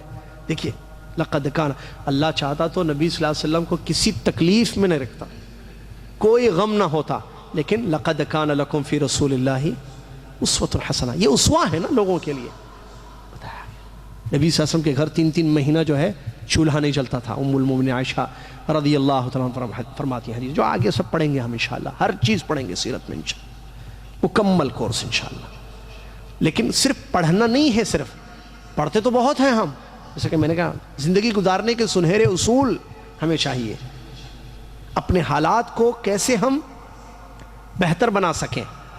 پیارے نبی صلی اللہ علیہ وسلم کے ساتھ سازشیں، ہماری زندگی میں سازشیں ہوتی ہیں، کوئی ہمیں نقصان پہنچانا چاہتا ہے، کوئی ہماری غیبت کر رہا ہے، کوئی ہمیں تکلیف دینا چاہتا ہے، کوئی ہمیں برباد کرنا چاہتا ہے، کوئی ہمیں مارنا چاہتا ہے، کوئی ہم سے حسد کرتا ہے، کوئی ہم سے بغض رکھتا ہے، کوئی ہم سے دشمنی عداوت رکھتا ہے. میرے محترم طلباء و طالبات، کیا محمد صلی اللہ علیہ وسلم کی زندگی میں یہ نہیں تھا؟ کیا ان سے عداوتیں نہیں کی گئیں؟ کیا پیارے نبی صلی اللہ علیہ وسلم سے حسد نہیں کیا مشرکین مکہ نے، یہود و نصارہ نے کیا، یا یہودیوں نے مدینہ میں کیا، منافقین نے حسد کیا، بغض رکھا، دشمنی کی، اذیت پہنچائی، مٹانا چاہا، قتل کرنا چاہا، سازشیں کی، برباد کرنا چاہا. تو پیارے نبی صلی اللہ علیہ وسلم نے کیا کیا؟ ان حالات میں جب ان کو معلوم ہوا کہ آپ کو مٹانے کی کوشش کی جا رہی ہے، آپ کے خلاف سازشیں ہو رہی ہیں، یہ سب سیرت کے حصے ہیں. تو اگر ہم سیرت کا مطالعہ کریں گے تو یہ ساری چیزیں ہمیں معلوم ہوگی کہ میرے ساتھ بھی اگر یہ ہو تو میرے نبی صلی اللہ علیہ وسلم نے کیا کیا، میں بھی وہی کروں گا. میرے نبی صلی اللہ علیہ وسلم کی کیا تعلیمات ہیں، میں وہی کروں گا. گھریلو جھگڑے ہمارے، کیا نبی صلی اللہ علیہ وسلم کے گھروں میں گھر کے مسائل نہیں تھے؟ گھر میں گھریلو مسائل، میں صرف یہ نام دوں گا، گھریلو مسائل جو اندرونی ہوتے ہیں، ان ہوم ہوتے ہیں، گھر کے اندر کے حالات. کیا نبی صلی اللہ علیہ وسلم کے گھر کے حالات نہیں تھے، مسائل نہیں تھے؟ ان مسائل میں نبی علیہ السلام کی کیا سنت رہی، کیا پیارا کام انہوں نے کیا، یہ سب اس آیت کا مطلب ہے. لقد کان لکم فی رسول اللہ اسوۃ حسنہ، تمہارے لیے رسول اللہ صلی اللہ علیہ وسلم کی زندگی بہترین نمونہ ہے. یہ اللہ قرآن میں کہہ رہا ہے، اسوہ حسنہ ہے. تم شوہر ہو تمہارے لیے اسوہ حسنہ ہے، تم بزنس مین ہو تمہارے لیے اسوہ حسنہ، تم بچے ہو تمہارے لیے اسوہ حسنہ، تم بیٹے ہو تمہارے لیے اسوہ حسنہ ہے، تم دوست ہو، ساتھی ہو، تمہارے لیے اسوہ حسنہ ہے. تم اللہ کی عبادت کرنا چاہتے ہو، عابد بن کر زندگی گزارنا چاہتے ہو، عبادت، اچھی عبادت کرنا چاہتے ہو، وہ عبادت جو اللہ قبول فرما لے، اللہ پسند کر لے، تمہارے لیے اسوہ حسنہ ہے. تم جنت چاہتے ہو، تمہارے لیے اسوہ حسنہ ہے. تم جہنم سے بچنا چاہتے ہو، اسوہ حسنہ ہے. تم داعی بننا چاہتے ہو، تبلیغ کرنا چاہتے ہو، لوگوں کو دین کی طرف بلانا چاہتے ہو، لقد کان لکم فی رسول اللہ اسوۃ حسنہ، نبی صلی اللہ علیہ وسلم کی زندگی تمہارے لیے اسوہ حسنہ ہے. دعوت کا کام کرنا ہے، پڑھو پیارے نبی صلی اللہ علیہ وسلم کو. تمہیں لڑنا ہے اللہ کے راستے میں، پکڑو مارو والا قصہ نہیں. محمد صلی اللہ علیہ وسلم کی زندگی تمہارے لیے اسوہ حسنہ ہے. کتنی بہترین تعلیمات ہیں ان کی، ہر انسان کے لیے، دنیا میں جتنے لوگ ہیں ہر انسان کے لیے، پوری انسانیت کے لیے لقد کان لکم فی رسول اللہ اسوۃ حسنہ. پیارے نبی صلی اللہ علیہ وسلم کی زندگی بہترین نمونہ ہے. لیکن کیا ہمیں اس کی اہمیت ہے؟ آج ہمارے لیے اسوہ حسنہ کون بن گئے؟ یا تو کوئی فلمی اداکار، یا تو کوئی کھلاڑی، یا کوئی موسٹ پاپولر پرسن، کوئی بزنس مین میرے لیے اسوہ حسنہ بن گیا، اعوذ باللہ من ذالک. یا ہمارے لیے کوئی ایکٹر جو ہے اسوہ حسنہ بن گیا، اعوذ باللہ. کیسے ہے یہ؟ نہیں، ایک کافر میرا اسوہ حسنہ کیسے بن سکتا ہے؟ اللہ تبارک و تعالیٰ نے اتنی پیاری شخصیت دی محمد صلی اللہ علیہ وسلم کی کہ دشمن بھی گواہی دیتا ہے. آپ کو معلوم ہے مائیکل ہرٹ نے جو کتاب لکھی دا 100 یا دا 100 کے نام سے، اس نے 100 شخصیات جو مؤثر رہی ہیں اس دنیا میں، جن کے فالوورز ہیں، جن کے چاہنے والے ہیں، محبین ہیں، چن کر ان کا نام لکھا ہے. ہی از کرسچن یا ہی واز کرسچن، وہ پتہ نہیں ہے یا چلا گیا، پرانا تھا. مائیکل ہرٹ یہ کرسچن ہے مذہبی طور پر. اس نے جب تحقیق کی اس بک کو لکھنے سے پہلے، لکھا، اسٹڈی کی کہ دنیا میں کون اچھے لوگ گزرے ہیں، بہترین انسان گزرے ہیں، پہلے نمبر پر محمد صلی اللہ علیہ وسلم کو لکھا اس نے، ان سے بہتر کوئی اور نہیں گزرا. اللہ اکبر. کرسچن مائیکل ہرٹ نے یہ لکھا ہے پہلے نمبر پر، دا فرسٹ محمد مصطفیٰ صلی اللہ علیہ وسلم، مسلمانوں کے نبی. ایمان نہیں لاتا ہے لیکن مانتا ہے کیونکہ یہی سچ ہے. ایک مشرک کافر کو یہ بات معلوم ہے کہ دنیا میں سب سے بہترین personality, the complete man, the best man in this world, محمد صلی اللہ علیہ وسلم. نہ ان سے بیسٹ کوئی تھا، نہ ہے، نہ قیامت تک کوئی آ سکتا ہے. ماننا پڑا اس کو. اس کو کہتے ہیں سچ. سر چڑھ کے بولے، دشمن بھی جس کی گواہی دیتا ہے کہ یہی سچ ہے. This is the fact, this is the truth. یہی سچ ہے، دوسری کوئی بات سچ نہیں ہے. لیکن افسوس، اس سچائی سے ہم دور، ہمارے بچے دور. ہمارے لیے جو ہے ایکٹرز آئیڈیل بن گئے. وہ جو پہنتا ہے ہمارا بچہ وہ پہنتا ہے اور اس پر فخر کرتا ہے. اعوذ باللہ من ذالک. وہ بال چھوڑے کوئی ایکٹر کسی فلم میں تو ہمارا بچہ اس کو آئیڈیل بناتا ہے اور ہمارا بچہ بھی جو ہے بال چھوڑتا ہے. کوئی ایکٹرز کوئی کپڑے پہنتی ہے خاص، کوئی چوڑیاں پہنتی ہے، کوئی خاص قسم کے لائف سٹائل کو اپناتی ہے تو ہماری مسلمان بچیوں کے لیے وہ آئیڈیل بن گئی. اور محمد صلی اللہ علیہ وسلم کے گھر میں تربیت کی، جن کی تربیت کی گئی، ام المؤمنین عائشہ رضی اللہ تعالیٰ عنہا، یا ازواج مطہرات رضی اللہ عنہن اجمعین، یا بنات رسول صلی اللہ علیہ وسلم ہمارے بچیوں کے لیے، ہمارے عورتوں کے لیے آئیڈیل نہیں ہے؟ یا نبی صلی اللہ علیہ وسلم کی تعلیمات ہمارے لیے آئیڈیل نہیں ہے؟ اعوذ باللہ. اتنے مغلوب اسلام ہونے کے باوجود ہمارے پاس اللہ کا سچا دین ہمارے پاس موجود ہے، باقی سب دین جھوٹے ہیں. ایک ہی اللہ کا سچا دین ہمارے پاس ہے. We are Muslims الحمدللہ. اللہ کا فضل ہے کہ ہم مسلمان ہیں، اسلام ہمارا مذہب ہے. اللہ کا فضل ہے محمد صلی اللہ علیہ وسلم ہمارے پیغمبر اور نبی ہیں، تو کمپلیٹ مین ہے، اسوہ حسنہ ہے ہمارے لیے. تو پھر ہم ادھر ادھر کیا جائیں؟ جس کے پاس نہیں ہے وہ دیکھتا ہے، جس کے پاس سب کچھ ہے وہ کیوں اٹھائے گا نظر ادھر ادھر؟ میرے پاس سب کچھ ہو، میں کیوں آپ کے پاس آؤں گا؟ میں کسی اور کے در پر جاؤں یا کسی اور جگہ دیکھوں کہ مجھے ایک چیز چاہیے جو نہیں مل رہی ہے؟ میرے پاس تو سب کچھ ہے. اسلام میرے پاس، قرآن میرے پاس، محمد صلی اللہ علیہ وسلم کی زندگی حیات طیبہ میرے پاس. اس کا مطلب احساس نہیں ہے، ہمیں شعور نہیں ہے، یا ہم نے اپنی اولاد کو احساس نہیں دلایا کہ کیا گولڈ، کیا خزانہ ہمارے پاس ہے. بچوں نہیں معلوم بچوں کو. اسی لیے جب چیز کی اہمیت، امپورٹنس نہیں ہے تو پھر وہ اپنی پیاس بجھانے کے لیے اس چیز کے طلب میں وہ ادھر ادھر دیکھتے ہیں. شاید کسی ایکٹر میں مل جائے، کسی کھلاڑی میں مل جائے، کسی اور بشر یا کسی انسان میں، کسی پرسنالٹی میں وہ چیز مل جائے. انسانوں کو، بچوں کو بتائیں اہمیت اپنے نبی صلی اللہ علیہ وسلم کی، دین کی اہمیت بتائیں ہم اپنے بچوں کی، تاکہ ان کو معلوم ہو کہ ہمارے نبی ان کو محبت ہو اپنے نبی صلی اللہ علیہ وسلم سے. وہ پھر سٹڈی کریں. اوپر سے نیچے تک سسٹم میں پوری گڑبڑ ہے، کیا بات کریں ہم. بچے کو نہ گھر میں سیرت کی تعلیم دی جاتی ہے، نبی صلی اللہ علیہ وسلم کا طریقہ بتایا جاتا ہے. بچہ اپنی زندگی کے اکثر اوقات اسکول میں گزارتا ہے، مدارس میں، اسکولز میں، کالجز میں گزارتا ہے. کیونکہ 4 سال یا 5 سال کا جب ہو جاتا ہے تو اس کا اسکول شروع.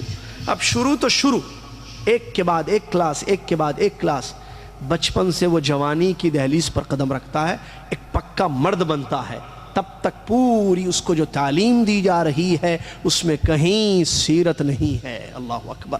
اگر ہے بھی تو صرف کچھ رؤوس الاقلام جس کو عربی میں کہتے ہیں، کچھ موٹی موٹی باتیں ہیں کہ ہمارے نبی صلی اللہ علیہ وسلم ایک سبجیکٹ کے طور پر پڑھایا جائے. جیسے ایک میتھس یا فزکس یا کیمسٹری ایک پڑھائی جاتی ہے، دیکھو یہ ہے تم کو یہ پڑھنا ہے، یہاں سے یہاں تک یہ کورس ہے، یہ پڑھنا ہے، اس کے بارے میں ایگزام ہوگا اور تم اچھے نمبر لاؤ گے تو پاس. بس پاسنگ مارکس کے لیے اس کو جو ہے وہ چیز پڑھائی جاتی ہے. نہ پڑھانے والا مربی، معلم ایک درد سے، ایک محبت سے نبی صلی اللہ علیہ وسلم کی زندگی ہم اپنائیں، یہ جذبہ نہ اس کے پاس ہے، نہ ویسے وہ پڑھاتا ہے، نہ پڑھنے والے ویسے پڑھتے ہیں. تو بچوں کو کہاں معلوم ہوگا پھر کہ نبی صلی اللہ علیہ وسلم کی زندگی ہمارے لیے آئیڈیل ہے؟ ظاہر بات ہے وہ دوسری جگہ تلاش کر رہا ہے، کیونکہ اس کی امپورٹنس اس کی زندگی میں بتائی گئی ہے، کھیل کی امپورٹنس، ایکٹر کی امپورٹنس اس کو بتا دی گئی ہے، اور بار بار گھر میں باہر وہی سنایا جاتا ہے، وہی دکھایا جاتا ہے، تو بچے پہ تو اثر پڑے گا نا اس کا۔ گھر میں فلمیں دیکھتا ہے بچہ، اسی ایکٹر کی فلمیں یا ایکٹروں کی فلمیں، باہر بھی اسکول میں بھی وہی چرچے، مثالیں دی جاتی ہیں، ہر جگہ بار بار ایک چیز سنتا ہے تو سمجھتا ہے کہ یہ سب سے اچھا ہے، یہ شاید سب سے اچھا ہے، تو پھر میں بھی اس کے جیسے بنوں گا۔ اس کو بتایا نہیں گیا کہ سب سے اچھے کون ہیں، محمد صلی اللہ علیہ وسلم، نہ گھر میں نہ اسکول میں نہ محلے کے ساتھیوں میں نہیں بتایا گیا، تو کہاں سے وہ لے گا یہ چیز؟ اسی لیے بہت زیادہ ضروری ہے اس طرف ہم خاص توجہ دیں۔ آج کوئی ہمارے نبی صلی اللہ علیہ وسلم کی سیرت پر انگلی اٹھائے تو ہمیں غصہ آ رہا ہے، افسوس کہ ہم نبی صلی اللہ علیہ وسلم کی سیرت پر عمل کرنے والے نہیں ہیں، دور ہیں ہم نبی صلی اللہ علیہ وسلم کی سیرت سے، نہ ہماری پوری لائف دیکھیں، ہماری پوری زندگی نبی صلی اللہ علیہ وسلم کی زندگی نہیں ہے، ان کے طرز پر نہیں ہے، ان کے طریقے پر نہیں ہے، تو کیا ہم لوگوں کو کہیں؟ وہ تو دشمن ہے، اس سے کیا امید کریں گے آپ؟ چھوڑیں اس کا معاملہ۔ دشمن سے کیا توقع کی جا سکتی ہے کہ وہ نبی صلی اللہ علیہ وسلم کی سیرت پڑھے گا، سیرت کا ذکر کرے گا لوگوں کے سامنے، کہ نبی صلی اللہ علیہ وسلم کی تعلیمات پر عمل خود کرے گا، کروائے گا لوگوں کو؟ دشمن تو دشمن ہی ہے، وہ تو اپنا کام کرے گا، چھوڑیں، اللہ دیکھنے والا ہے اس کو۔ سوال یہ ہے کہ میں اور آپ، ہمارے نبی محمد صلی اللہ علیہ وسلم ہمارے لیے آئیڈیا، لقد کان لکم فی رسول اللہ اسوۃ حسنہ، میں نے اور آپ نے کیا کیا اپنے نبی صلی اللہ علیہ وسلم کو لے کر؟ کتنا عمل کیا ہم نے، کتنا جانتے؟ ارے عمل تو بات کی بات ہے، عمل سے پہلے سنتوں کا علم نہیں ہے، سیرت سے واقف نہیں ہے ہم۔ آپ پوچھو کسی کھلاڑی کے بارے میں بچہ پورا جواب دے گا، ایکٹر کے بارے میں پوچھو اس کی برتھ ڈے بھی شاید معلوم ہوگی بچوں کو، یہ فلاں دن پیدا ہوا تھا، اس کی شادی ہوئی، اس کے اتنے بچے، اس کی بیوی کا یہ نام ہے فلاں۔ سیرت میں زیرو ہے، صفر۔ یا سیرت بتائی بھی جاتی ہے بات، جیسے میں نے کہا اسکولوں میں، صرف کچھ باتیں جو اس کی زندگی کو بدل نہیں سکتے ہیں، کچھ بنیادی باتیں، آپ صلی اللہ علیہ وسلم کا نام یہ تھا، والد کا نام یہ، والدہ کا نام یہ تھا، یہاں پیدائش ہوئی، یہاں وفات، یہ بس پڑھ لیا۔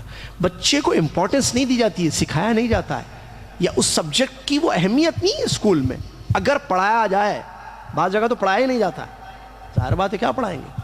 جب پڑھایا نہ جائے تو پھر کیا حال ہوگا بچے کا؟ یہ ہے سب سے بڑی کمی ہماری لائف میں، جس کی وجہ سے ہم پیچھے ہیں۔ لہٰذا بہت زیادہ ضروری ہے کہ ہم اس طرف خاص توجہ دیں، اس کو صرف مطالعے کے حد تک نہ رکھیں کہ ایک کتاب اٹھا لی، اردو میں ہم نے سیرت کی پڑھ لی ایک سٹوری کے طور پر، جیسے سٹوری کے بکس ہوتے ہیں، بکس آف سٹوریز، پڑھ لی ایک قصہ یا کہانی، یہ تھے، ایسے تھے، ادھر گئے، یہ کیا، اچھا ویری انٹرسٹنگ سٹوری، بک بند کر دی، رکھ دی۔ یہ نہیں ہے نا سیرت۔ لقد کان لکم فی رسول اللہ صلی اللہ علیہ وسلم ما آتاکم الرسول فخذوہ، اللہ کا حکم ہے، رسول صلی اللہ علیہ وسلم جو دیں اس کو لے لو، جس سے منع کریں اس سے رک جاؤ۔ نبی صلی اللہ علیہ وسلم کے طریقے پر عبادت ہوگی تو قبول ہوگی، ورنہ قبول نہیں ہوگی۔ وَإِن تُطِيعُوهُ تَهْتَدُوا، قرآن ہے یہ سب، وَإِن تُطِيعُوهُ تَهْتَدُوا، اگر تم محمد صلی اللہ علیہ وسلم کی اطاعت کرو گے تو تمہیں ہدایت ملے گی۔ اللہ اکبر، وہ ہدایت جو نمازوں میں مانگتے ہیں، اهْدِنَا الصِّرَاطَ الْمُسْتَقِيمَ، ہمیں سیدھا راستہ دکھا اللہ، سیدھا راستہ دکھا، اس کے بارے میں اللہ کہہ رہا ہے تمہیں سیدھا راستہ چاہیے، ہدایت چاہیے، اطاعت کرو محمد صلی اللہ علیہ وسلم کی۔ دوسری طرف نبی صلی اللہ علیہ وسلم کی مخالفت کی وعیدیں سنائی جا رہی ہیں، فَلْيَحْذَرِ الَّذِينَ يُخَالِفُونَ عَنْ أَمْرِهِ أَن تُصِيبَهُمْ فِتْنَةٌ أَوْ يُصِيبَهُمْ عَذَابٌ أَلِيمٌ، ڈرنا چاہیے ان لوگوں کو جو محمد صلی اللہ علیہ وسلم کی مخالفت کرتے ہیں۔ یہ صرف مطالعہ نہیں ہے، سٹوری نہیں ہے سیرت۔ دیکھیے کیا کہہ رہا ہے اللہ، ڈرنا چاہیے ان لوگوں کو جو محمد صلی اللہ علیہ وسلم کی مخالفت کرتے ہیں کہ اللہ کسی فتنے کا میں مبتلا نہ کر دے، کوئی دردناک عذاب ان پر نازل نہ ہو جائے۔ اللہ اکبر، یہ آیات ہے جو صبح شام پڑھی جاتی ہیں اور قیامت تک پڑھی جائیں گی۔ سرچشمہ ہدایت کتاب اللہ تبارک و تعالیٰ کی، اس کی یہ باتیں ہیں کہ ہم نبی صلی اللہ علیہ وسلم کی سیرت کو عملی جامہ پہنائیں، پریکٹیکل لائف میں وہ چیز ہماری ہو، صرف پڑھنے کے لیے نہیں، مطالعہ نہیں، صرف کتاب پڑھ لیے ختم نہیں۔ انہوں نے جیسی زندگی گزاری ویسے ہم کو زندگی گزارنا ہے، انہوں نے جیسی نماز پڑھی ویسے ہمیں نماز پڑھنا ہے۔ صلو کما رأیتمونی اصلی، نماز ویسے پڑھو جیسے تم نے مجھ کو نماز پڑھتے ہوئے دیکھا ہے۔ خذوا عنی مناسککم، حج میں فرمایا ویسے مجھ سے حج کے طریقے سیکھ لو۔ کنکریاں ماری، فرمایا دیکھو علی مثل ھذا فرمو، میں چھوٹی کنکریاں مار رہا ہوں حج میں، منی میں، یہ کنکریاں ایسے مارنا ساتھیو تم بھی، وَإِيَّاكُمْ وَالْغُلُو، اور غلو سے بچنا، اس سے زیادہ بڑے بڑے پتھر یا چپل نہ مارو۔ ہر جگہ دیکھیے پوری زندگی نبی صلی اللہ علیہ وسلم کی تجارت، لین دین، شادی بیاہ وغیرہ سب۔ اس کے بعد فرمایا من احدث فی امرنا ھذا ما لیس منہ فہو رد، من عمل عملا لیس منہ فہو رد، من عمل عملا لیس علیہ امرنا فہو رد۔ بخاری مسلم کی دو مشہور حدیث ہیں جو قاعدے ہیں اسلام کے۔ نبی صلی اللہ علیہ وسلم نے کیا فرمایا؟ جس نے ہمارے اس دین میں کوئی ایسا کام کیا ہمارے طریقے میں جس کا حکم ہم نے نہیں دیا، اللہ اس کو قبول نہیں کرے گا۔ دوسری حدیث من عمل عملا لیس علیہ امرنا، جس نے کوئی ایسا عمل کیا جس عمل کا حکم ہم نے نہیں دیا ہے وہ بھی مردود ہے، یعنی مقبول نہیں ہے، اللہ اس کو قبول نہیں کرے گا۔ یہ سیرت کے حصے ہیں کہ نبی صلی اللہ علیہ وسلم کے طریقے سے ہٹ کر عمل ہوگا تو وہ رد کر دیا جائے گا اللہ تعالیٰ کے نزدیک۔ وہ نماز، وہ روزہ، وہ زکوٰۃ، وہ شادی، وہ معاملات، وہ تجارت، وہ بیع و شراء، وہ لین دین جو محمد صلی اللہ علیہ وسلم کے طریقے سے ہٹ کر ہوگا اللہ اس کو قبول نہیں کرے گا۔ یہ بنیادی قاعدے ہیں۔ تو اس کا مطلب زندگی سے تعلق ہے نا بھی سیرت کا، صرف پڑھ کر بند کرنے والی کتاب نہیں ہے سیرت کی کوئی، زندگی سے تعلق رکھنا ہے۔ اس کا تعلق ہماری زندگی سے ہے، پوری لائف سے ہے۔ تو پھر کیوں نہ ہم اپنائیں اس کو اپنی زندگی میں؟ پڑھ کر عمل کرنا ہے، اسی لیے پڑھنا ہے، سننا ہے، عمل کرنا ہے، سنانا ہے، عمل کرنا ہے۔ میں سناؤں اور عمل نہ کروں، آپ سنیں اور عمل نہ کریں، میں پڑھاؤں اور آپ پڑھیں اور ہم عمل نہ کریں تو مقصد حاصل نہیں ہوگا۔ اس سے عملی جامہ پہنانا ہے، سن کر اس پر عمل کرنا ہے انشاءاللہ۔ یہ جذبہ لے کر بیٹھیں تو اللہ تعالیٰ کامیابی عطا فرمائے گا انشاءاللہ۔ اس کے بعد باقاعدہ ہم اس چیز کو شروع کرتے ہیں۔ پیارے نبی صلی اللہ علیہ وسلم کی سنت کے بارے میں ایک بات بتانی تھی، وہ یہ ہے کہ یہ دین کا دوسرا بنیادی مرجع ہے۔ سنت اے پارٹ آف سیرہ، واضح ہے، نبی صلی اللہ علیہ وسلم کی سیرت پوری چیزیں ہیں، اس میں سنتیں ہیں نبی صلی اللہ علیہ وسلم کے طریقے عبادت وغیرہ حدیثیں، ٹھیک ہے۔ تو پیارے نبی صلی اللہ علیہ وسلم کی جو سنتیں ہیں یہ دین کا دوسرا مرجع، دوسرا بیس ہے، کیونکہ دین کی 3 بیسز ہیں، 2 کہتے ہیں لوگ، 3 ہے سر، صحیح، قرآن، حدیث یا سنت کہیں، فہم سلف، 3 چیزیں۔ 2 کہنا غلط ہوگا، صحیح نہیں ہوگا، 3 کہیں۔ جو علماء 2 بھی کہتے ہیں یا ذکر کرتے ہیں ان کا مقصد تیسرا ہوتا ہے کہ وہ اس کو ایکسپلین کرتے ہیں، ایک الگ نام نہیں دیتے ہیں، تو الگ نام دینے سے وہ کوئی غلط یا بدعی چیز نہیں ہو جائے گی۔ کوئی یہ کہے کہ دین کی بنیاد 2 چیزیں ہیں تو اس کو پھر وہ سمجھاتے ہیں ان 2 چیزوں کو سمجھا کیسے جائے گا، ان دونوں چیزوں پر عمل کیسے ہوگا، تو آپ اس کو تیسرا نام دیں یا اس کو 2 چیزوں کو سمجھانے والی چیزیں مل کر بتا دیں، کہہ کر بتائیں، بات ایک ہی ہے، ٹھیک ہے، لا مشاحۃ فی الاصطلاح۔ تو قرآن اللہ کی کتاب یہ دین کا اساس اور مرجع اور مصدر اول ہے، جہاں سے پورا دین انسان کو ملتا ہے۔ دین کی بیس، اصل، پہلی مرجع، مصدر قرآن اللہ کی کتاب ہے۔ دوسری بیس، مصدر، اساس پیارے نبی صلی اللہ علیہ وسلم کی سنتیں ہیں جو قرآن کو ایکسپلین کرتی ہیں، قرآن کو سمجھاتی ہیں مختلف طریقوں سے۔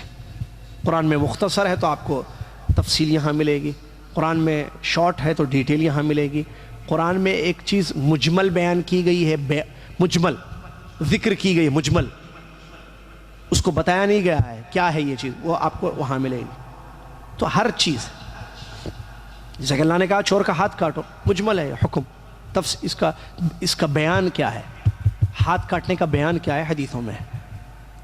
تو اجمال کا بیان ہے یا مختصر کی تفصیل ہے، تو مختلف طریقوں سے قرآن کی تفسیر حدیث ہے محمد صلی اللہ علیہ وسلم کی۔ یہ دوسرا مصدر ہے دین کا، اس کے بغیر دین نہیں ہو سکتا ہے، قرآن اور حدیث۔ اس کے بعد تیسری چیز ہے فہم سلف، یہ بہت بنیادی چیز ہے یہ بھی، کہ سلف صالحین صحابہ رضی اللہ عنہم اجمعین نے اللہ کی کتاب اور نبی صلی اللہ علیہ وسلم کی حدیث کو کیسے سمجھا، کیسے عمل کیا۔ تو یہ 3 چیزیں ہیں جو انسان کو کامیاب بنائیں گی۔ دین 3 چیزوں کا نام ہے اصل، قرآن، سنت اور فہم۔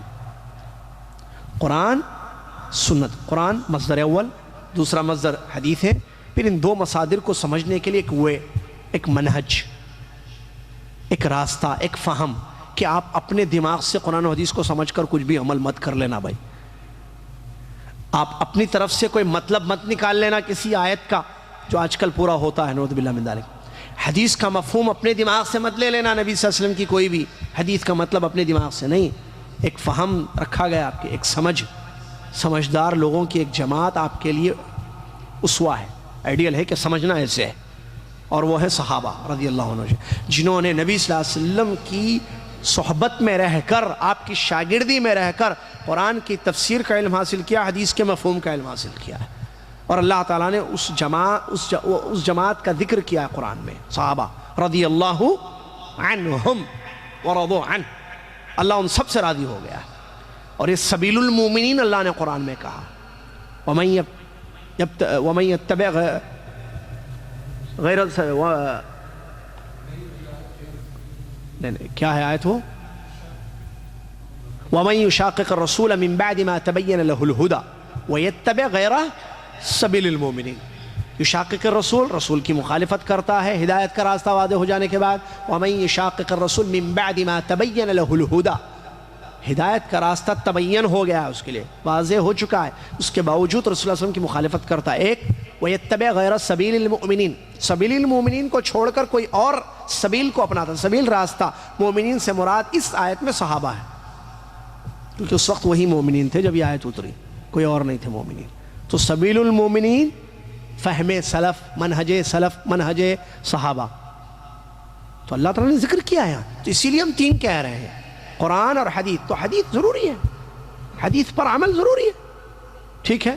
چلیے اس کے بعد ہم شروع کرتے ہیں کچھ بنیادی چیزوں سے، اور یہ عہد مکی جو نبی صلی اللہ علیہ وسلم کا دور رہا ہے، مکی دور، وہ ساری انشاءاللہ ہم پڑھیں گے اس کورس میں، اور اس میں ہمارے لیے کیسے اسوے ہیں اور ہمارے لیے سنہرے اصول اس میں کیا ہیں، یہ بھی انشاءاللہ باتوں کے ساتھ آپ کو ہم بیان کریں گے۔ سب سے پہلی بات، جیسا کہ ہم نے شروع میں بیان کیا کہ ہمارے نبی صلی اللہ علیہ وسلم بشر تھے، نور نہیں تھے، اس میں کوئی غلط بات نہیں ہے، یہی صحیح بات ہے۔ لوگ کہتے ہیں نور تھے اور وہ قرآنی آیات کی تعویل کرتے ہیں، جہاں لفظ نور آیا ہے آیتوں میں اس سے مراد محمد صلی اللہ علیہ وسلم کی ذات کو لیتے ہیں صرف ایک، اور دوسری حدیثوں میں جو لفظ نور آیا ہے جس کا یہ مطلب نہیں ہے کہ نبی صلی اللہ علیہ وسلم کی ذات نور ہے، تو ان احادیث کو بھی سامنے رکھ کر اس کی تعویل کر کے اس کا غلط مطلب نکال کر پیارے نبی صلی اللہ علیہ وسلم کے نور ہونے کو ثابت کرنے کی کوشش کرتے ہیں۔ اس کے علاوہ ضعیف، اتھینٹک نہیں، ان اتھینٹک جو بھی بولیں گے، غلط روایتیں اور موضوع اور من گھڑت حدیثوں کو لے کر یا اس کا سہارا لے کر نبی صلی اللہ علیہ وسلم کے نور ہونے کو ثابت کرنے کی کوشش کرتے ہیں، جو کہ غلط ہے۔ قل انما انا بشر مثلکم، اس آیت کی تعویل کرتے ہیں، تو تعویلیں نہیں، صحیح بات یہی ہے، راجح قول قرآن و حدیث کی روشنی میں، اور صحابہ کا فہم بھی یہی تھا، صحابہ بھی یہی جانتے تھے کہ نبی محمد صلی اللہ علیہ وسلم بشر ہے۔ تو جب نبی صلی اللہ علیہ وسلم بشر تھے تو ظاہر بات ہے آپ کی پیدائش ہوئی ہے، آپ بھی انسان تھے، تو اب ان کی زندگی کی جو بنیادی حالات ہیں، بیسک چیز وہ یہ ہے کہ نبی صلی اللہ علیہ وسلم کا کیا نام رکھا گیا، نبی صلی اللہ علیہ وسلم کے والد اور والدہ کا کیا نام تھا، نبی صلی اللہ علیہ وسلم کے خاندان اور قبیلے، اس سے ریلیٹڈ کچھ باتیں آپ کی خدمت میں آج کی اس کلاس میں ہم رکھنے جا رہے ہیں۔ سب سے پہلے ہمارے نبی صلی اللہ علیہ وسلم کے دو مشہور نام ہیں، ایک ہے محمد اور دوسرا ہے احمد۔ میں نے کہا مشہور نام، اس کا مطلب اور بھی نام ہے، ٹھیک ہے، لیکن مشہور جو قرآن نبی صلی اللہ علیہ وسلم کی قرآنی آیات اور نبی صلی اللہ علیہ وسلم کی احادیث سے جو نام ثابت ہیں وہ یہی ہیں، دو مشہور نام، محمد اور احمد۔ اللہ نے قرآن میں فرمایا محمد رسول اللہ والذین معہ اشداء علی الکفار رحماء بینہم، مشہور آیت، محمد اللہ کے رسول ہیں، والذین معہ، اور جو ان کے ساتھ ہیں کافروں پر بہت سخت ہیں اور مومنوں کے ساتھ بڑے رحم دل۔ کون یہ؟ دیکھیے ابھی میں نے سلف کا ذکر کیا، ان کا ذکر آ گیا ہے یہاں پر بھی، اللہ نے تعریف کی ہے، والذین معہ، یہ معہ کون تھے؟ اس سے مراد مشرکین ہیں یا صحابہ ہیں؟ صحابہ ہے، ظاہر بات ہے، تو اس کا مطلب ان کی فضیلت ذکر کی گئی اس میں۔ محمد رسول اللہ، محمد اللہ کے رسول ہیں، تو محمد نام آیا ہے اس میں، یہ محمد نام ہے، یہ ہمارے نبی صلی اللہ علیہ وسلم کا مشہور نام، اور دنیا عام طور وہی، بلکہ اس کی طرف کافر ہمیں نسبت بھی کرتا ہے، محمڈینس بولتے ہیں انگلش میں، انگریزی میں محمڈینس ہیں یہ کہتے ہیں، یعنی محمدی ہیں یہ لوگ، مطلب محمد صلی اللہ علیہ وسلم کو فالو کرنے والے لوگ ہیں، ٹھیک ہے، جبکہ محمڈینس ہمارا نام نہیں رکھا گیا ہے، مسلمان نام ہے قرآن میں جو اللہ نے ہوا سماکم المسلمین، ٹھیک ہے، اور بھی بہت سارے نام ہیں، وہ الگ موضوع ہے، ٹھیک ہے، اس پر تقریر ہو چکی ہے ہماری اس سے پہلے، میں یہاں یہ بتانا چاہ رہا ہوں یہ محمڈینس جو کافر ہمیں نسبت دیتا ہے، ٹھیک ہے، تو محمد صلی اللہ علیہ وسلم قرآن سے ثابت یہ نام ہے، محمد رسول اللہ، اللہ نے فرمایا محمد اللہ کے رسول ہے، والذین معہ، اور جو لوگ ان کے ساتھ ہیں، صحابہ جن میں مہاجرین ہیں رضی اللہ عنہم اجمعین اور انصار ہیں رضی اللہ عنہم اجمعین، اشداء علی الکفار رحماء بینہم، کافروں پر تو سخت ہیں، سختی کافروں کے ساتھ ہے، پھر اس کی تفصیل آیت کی یہ نہیں کہ جب بھی کافر دکھتا تو تلوار نکالتے، یہ معنی نہیں ہے آیت کا، یہ جب بھی کافر دکھتا تو گھور کے دیکھتے اس کو، ویسے دیکھتے غصے میں، یہ معنی نہیں ہے اس آیت کا، تفسیر دیکھیے معلوم ہوگا آیت کی، ہم نے یہاں تفسیر کا درس نہیں ہو رہا کہ پوری آیت ہی کی تفسیر ہے، لیکن ان کی صفت آئی ہے یہ، اشداء علی الکفار رحماء بینہم، ہم نے الٹا کر دیا، رحماء بینہم آپس میں رحم دل، ایک دوسرے پر رحم کرنے والے، ہم ایک دوسرے پر سخت، کافروں کے ساتھ بڑے رحم، انا وہاں انا ہے بالکل نرم لہجہ، سافٹ بالکل، اور انا سب اچھے ہیں، باگنر اچھے ہیں، ٹھیک ہے، یو آر گڈ فائن، ہمارے بھائی کے ساتھ سخت، یہ کہ مسلمان کے ساتھ سخت، بھائی المسلم اخو المسلم، چلیے، تو محمد یہ نام ہے، احمد بھی قرآن میں نام آیا ہے، اس لیے ہم نے کہا مشہور نام ہے پیارے نبی صلی اللہ علیہ وسلم، کیا ہے قرآن کی مشہور، عیسیٰ علیہ السلام نے خوشخبری سنائی، رسول من بعدی یأتی من بعد اسمہ احمد، من بعدی اسمہ احمد، میرے بعد ایک نبی آئیں گے ان کا نام احمد ہوگا، من بعدی اسمہ احمد، یہ آیت کا ایک حصہ ہے، میرے بعد ایک نبی آئیں گے ان کا نام احمد ہوگا، تو یہ قرآنی دو مشہور نام ہیں جو نبی صلی اللہ علیہ وسلم کے ہیں، محمد اور احمد، اس کے علاوہ بھی نام آئے ہیں جیسے عاقب ہے، ٹھیک ہے، حاشر ہے، ماہی ہے، قرآن میں آیا ہے، میں حدیث میں آیا ہے، عفواً پیارے نبی صلی اللہ علیہ وسلم نے فرمایا کہ میں عاقب ہوں، میرے بعد کوئی نبی نہیں، میں حاشر ہوں، لوگوں کو میرے قدموں پر جمع کیا جائے گا، میں ماہی ہوں،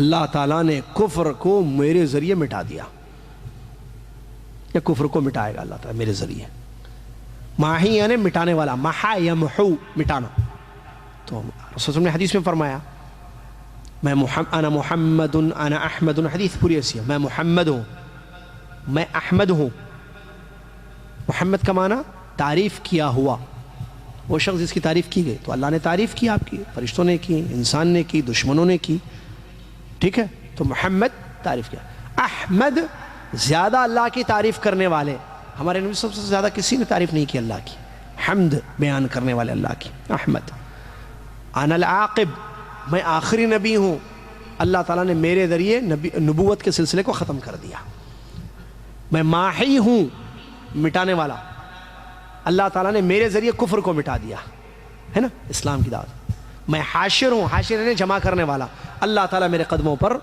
امت کو جمع کرے گا، تو یہ نام ہے، اور القاب بہت ہیں، مصطفیٰ، مجتبیٰ وغیرہ، یہ القاب ہیں، لوگ اس کو نام بھی کہتے ہیں، لیکن مشہور جو نام ہے ہمارے نبی صلی اللہ علیہ وسلم کے وہ دو ہیں، محمد و احمد، محمد اور احمد، اور جو غور کیا گیا مسلمانوں کے لڑکوں یا مردوں میں سب سے زیادہ جو نام ہے دنیا میں محمد ہے، سب سے زیادہ، اور لیڈیز میں، عورتوں میں یا بچیوں کے سب سے زیادہ جو نام مشہور ہے پوری دنیا میں وہ ہے عائشہ، نہیں زیادہ نام کہہ رہا ہوں میں، زیادہ، اکثر دنیا میں مسلم لڑکیوں کے ناموں میں سب سے زیادہ جو نیم ہے وہ ہے عائشہ، اور لڑکوں میں سب سے زیادہ کیا ہے؟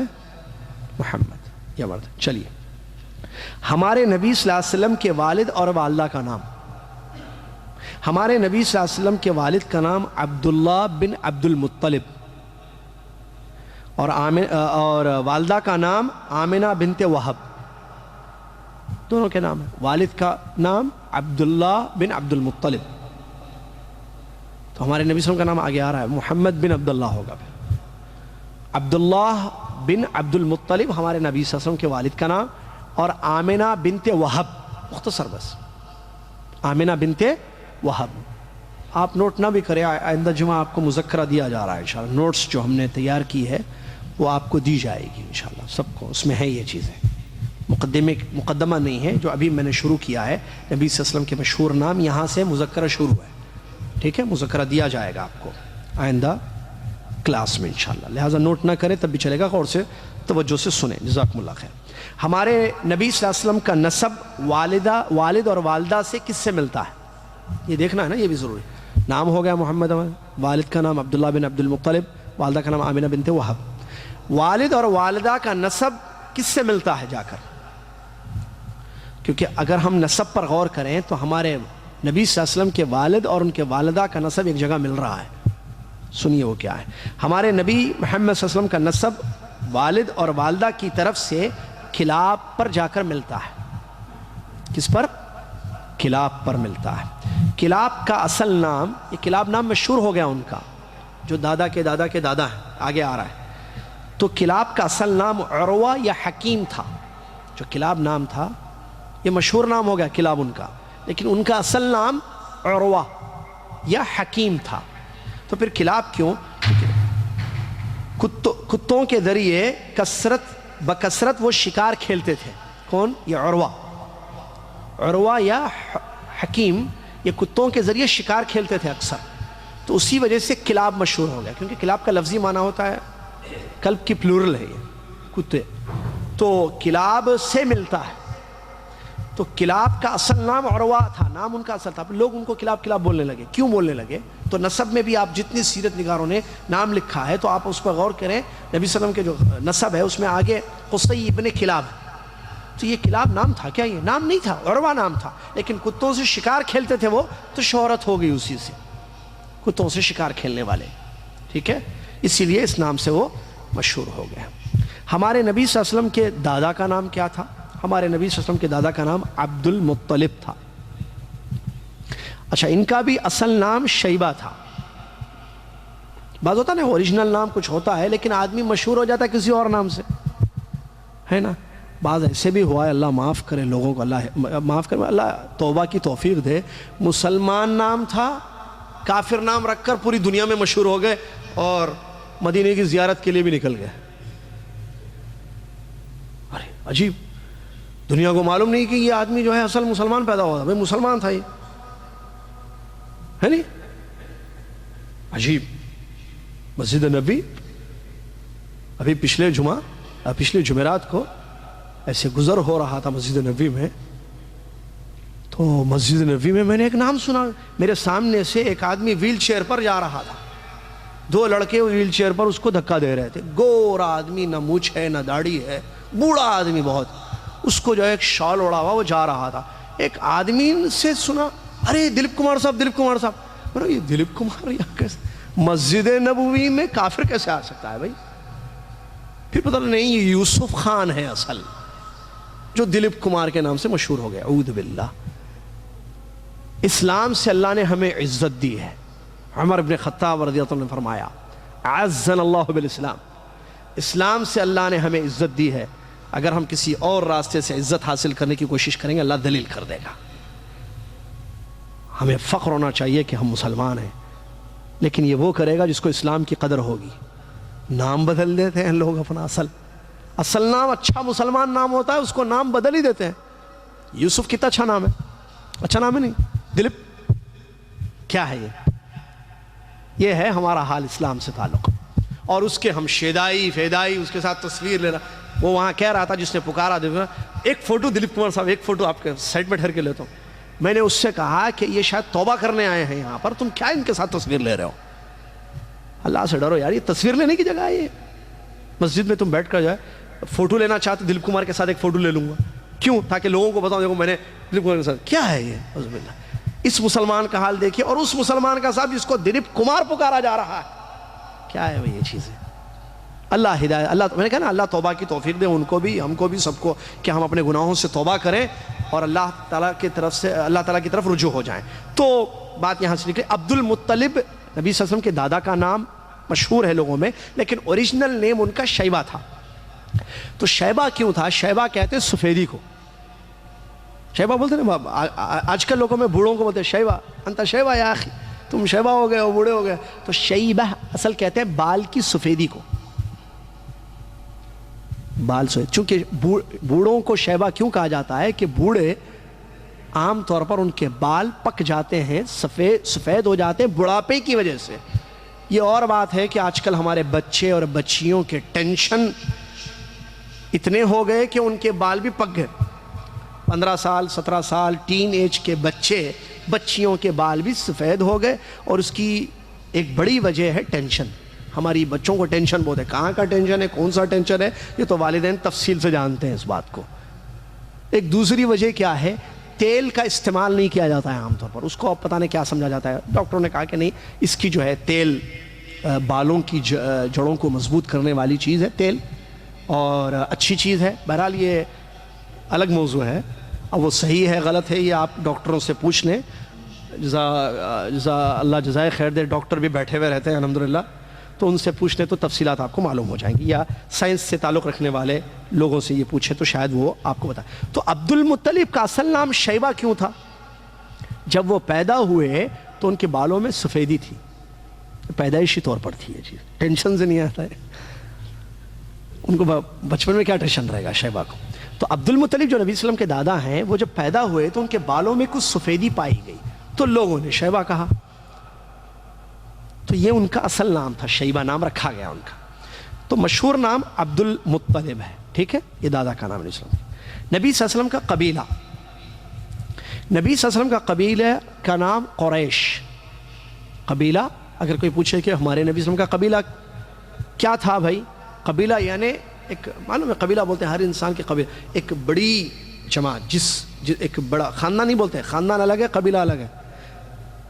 قبیلے میں خاندان ہوتے ہیں، ٹھیک ہے. میرے قبیلے کا نام ہے الجابری.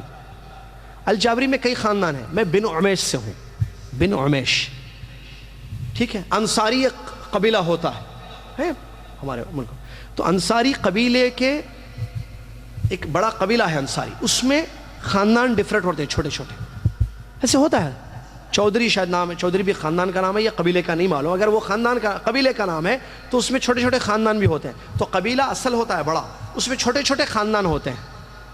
یہ ان کی اولاد ہے، یہ ان کی اولاد ہے، یہ ان کی اولاد ہے، یہ ان کی اولاد، لیکن ان کے اصل دادا ایک ہے پورے. سمجھ رہے نا؟ تو ویسے قبیلہ ہمارے نبی صلی اللہ علیہ وسلم کا جس قبیلے سے تعلق تھا ہمارے نبی صلی اللہ علیہ وسلم کا، وہ قریش قبیلہ تھا. اور معلوم ہونا چاہیے عربوں میں مکہ میں بڑے بڑے قبیلے تھے بہت سارے. ان میں سب سے ٹاپ پر، سب سے باعزت، سب سے شریف اور سب سے اچھا قبیلہ اگر کوئی تھا تو قریش تھا. قرشی کہتے ہیں اس قبیلے سے تعلق رکھنے والے کو. آج بھی اس قبیلے کے لوگ عرب ممالک میں اور دیگر ممالک میں پائے جاتے ہیں. مکہ میں آج بھی قبیلے قریش سے تعلق رکھنے والے لوگ پائے جاتے ہیں. مکہ کے علاوہ بھی بحرہ وغیرہ یا جدہ میں قبیلے قریش سے تعلق رکھنے والے لوگ پائے جاتے ہیں بہت سارے. اور بھی دیگر ممالک میں بھی لوگ پھیلے ہوئے ہیں جن کی نسب یا جن کے سلسلے نسب پر غور کرنے سے معلوم ہوتا ہے کہ ان کا تعلق قریش قبیلے سے تھا. تو ہمارے نبی صلی اللہ علیہ وسلم شریف خاندان سے، شریف قبیلے سے، معزز باعزت و بامکرم قبیلے سے آپ کا تعلق ہے. اس قبیلے کے مختلف خاندان تھے قریش کے. ان میں سے جس خاندان سے ہمارے نبی صلی اللہ علیہ وسلم کا تعلق ہے وہ ہے ہاشمی، بنی ہاشم. ٹھیک ہے، اس میں بھی اور ہیں، لیکن ہمارے نبی صلی اللہ علیہ وسلم کا جو خاندان، اگر آپ کوئی پوچھے بھئی ہمارے نبی صلی اللہ علیہ وسلم کا خاندان کیا تھا، قبیلہ ہمارے نبی صلی اللہ علیہ وسلم کا قریش تھا، معلوم ہو گیا. خاندان کیا تھا ہمارے نبی صلی اللہ علیہ وسلم کا، تو ہاشمی خاندان سے ہمارے تھا نبی صلی اللہ علیہ وسلم کا. اور یہ ہاشمی آپ کے پردادا ہاشم کی جانب منسوب ہے. پردادا کا نام ہاشم تھا تو اسی کی طرف نسبت ہوئی اور بنی ہاشم خاندان وجود میں آیا. بنی ہاشم تو ہاشمی آپ کا خاندان ہے، اور ہاشم آپ کے پردادا کا نام تھا، اور ان کا بھی اصل نام عمر تھا، ہاشم نام سے وہ مشہور ہو گئے. ٹھیک ہے. چلیے اس کے بعد ایک آخری بات بھی پڑھ لیں، وہ ہے ہمارے نبی صلی اللہ علیہ وسلم کا مکمل نسب.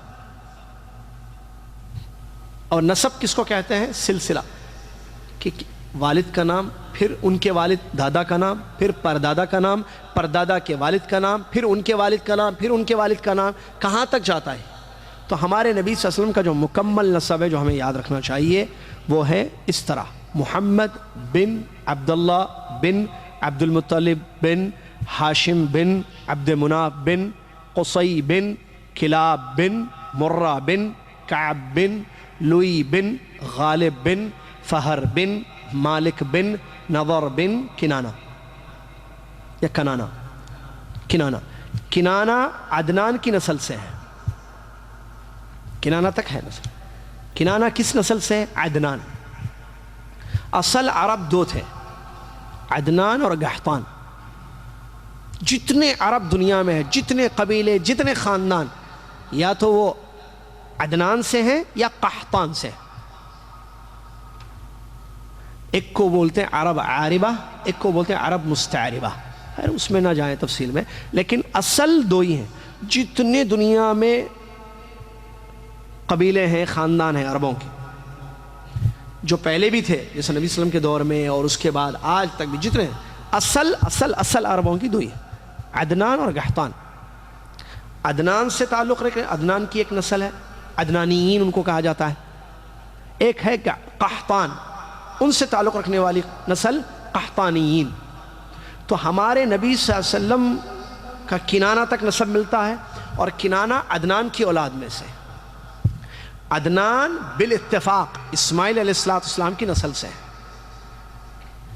تو اسی لیے جو آپ سنے ہوں گے کہ ہمارے نبی صلی اللہ علیہ وسلم اولاد اسماعیل میں سے ہیں، یہی اس کا معنی ہے. ہمارے نبی صلی اللہ علیہ وسلم اولاد اسماعیل سے ہیں. اور اسماعیل کس کے بیٹے ہیں؟ یہ اقبال بتائیں بچہ. اسماعیل علیہ السلام کس کے بیٹے ہیں؟ یا یہ چھوٹے بچے جو بیٹھے ہوئے ہیں یہ بتائیں. اسماعیل علیہ السلام کس کے بیٹے ہیں؟ جزاک اللہ خیر، طالب ہے یہ مدرسے کا، الحمدللہ. ابراہیم علیہ السلام کے دو مشہور بچے معلوم ہے، اسحاق اور اسماعیل. تو اسماعیل علیہ السلام کی نسل سے عدنان ہے، اور عدنان کی نسل میں کنانہ آتے ہیں، اور پھر کنانہ کے بیٹے نضر، نضر کے بیٹے مالک. ابھی جو میں نے پورا یہ بن بن بن بیچ میں نے جو پڑھا ہے، کیا مطلب اس کا؟ بیٹا. محمد بن عبداللہ مطلب عبداللہ کے بیٹے محمد بن عبد المطلب، عبد المطلب کے بیٹے، بن ہاشم، ہاشم کے بیٹے، بن عبد مناف، عبد مناف کے بیٹے، بن قصی، بن کلاب، قصی کے بیٹے، کلاب کے بیٹے، پھر بن مرہ، مرہ کے بیٹے، بن کعب، کعب کے بیٹے. اسی طریقے سے بن بن. اگر لڑکی ہو تو بنت ہوتا ہے. جیسے ابھی تھوڑی دیر پہلے ہم نے پیارے نبی صلی اللہ علیہ وسلم کی والدہ کا نام ذکر کیا تھا، یاد ہے آپ کو؟ کس کو یاد ہے؟ آمنہ بنت وہب. تو یہ بنت کیا ہے؟ یہ یعنی وہب کی بیٹی آمنہ. عبداللہ بن عبد المطلب والد کا نام، عبد المطلب کے بیٹے عبداللہ، عبداللہ بن عبد المطلب، عبد المطلب کے بیٹے عبداللہ. آمنہ بنت وہب، وہب کی بیٹی آمنہ جو ہمارے نبی صلی اللہ علیہ وسلم کے والدین ہیں. تو یہ بن اور بنت اسلامی طریقہ ہے، لیکن افسوس آج اس پر عمل نہیں ہوتا ہے. عربوں میں تو ہے، اور انہوں نے بھی مٹا دیا ہے بن کو ڈائریکٹ والد کے نام سے، وداؤٹ بن کے. جسے کسی کا نام عبد الرحمن ہے اور والد کا نام مثال کے طور پر عمر ہے، تو عبد الرحمن عمر بولتے ہیں. عبد الرحمن ابن عمر بولنا چاہیے، بن عمر. اور باقاعدہ آفیشلی طور پر یہ آیا تھا یہاں پر کہ لگاؤ نام صحیح کرو اپنے ناموں کو بن. اور یہ سارے مسلمانوں کے لیے، لیکن عربوں میں تو رہ گئی یہ چیز تھی. یہ عجمیوں نے اس کو چھوڑ ہی دیا. ہم جب نام لکھاتے ہیں بن نہیں رکھتے ہیں، جبکہ آپ نبی صلی اللہ علیہ وسلم کا نام ابھی آپ نے پورا مکمل، محمد بن عبداللہ بن عبد المطلب بن پورا ہے. آپ صحابہ کے نام دیکھیں حدیثوں میں جو آتے ہیں، عمر ابن خطہ، یہ بن کیا آ رہا ہے بیچ میں؟ یہ نسبت والد کی طرف یہ ہونی چاہیے. ہم بھی اپنی اولاد کا نام رکھیں تو بن رکھیں. نہیں بن خالی عرب رکھتے ہیں. کس نے کہا عرب رکھتے ہیں؟ وہاں مسلمانوں میں ہے یہ چیز. یہ اسلامی چیز ہے, رکھنا چاہیے. میں یہ نہیں کہہ رہا ہوں کہ یہ فرض ہے, نہیں رکھیں گے تو گناہ ہوگا, حرام چیز ہے, ایسی بات نہیں ہے, لیکن رکھنا چاہیے. یہ ایسے آپ کا بیٹے کا نام اگر آپ نے فاروق رکھا ہے, آپ کا نام زید ہے تو فاروق بن زید لکھیے. نہیں وہ بارکس والے رکھا, نہیں کس نے کہا, عربوں نے نہیں کس نے کہا, رکھیے آپ نام بھائی. یہ فلاں والے رکھتے, ایسا نہیں ہے. نام رکھیے آپ صحیح نام. اور ناموں کا اختیار کرنا, اچھے نام رکھنا, یہ والدین کی ذمہ داری ہے. ہمارے نبی صلی اللہ علیہ وسلم کی تعلیمات میں سے ہے کہ بچوں کے اچھے نام رکھے جائیں. تو یہ کچھ ہمارے نبی صلی اللہ علیہ وسلم کے نام, قبیلہ, خاندان, والدین, دادا اور نسب سے تعلق رکھنے والی باتیں تھیں جو آج کی کلاس میں ہم نے بیان کی. وقت ہو چکا, آئندہ کلاس میں مزید آگے سلسلہ لے جائیں گے انشاءاللہ.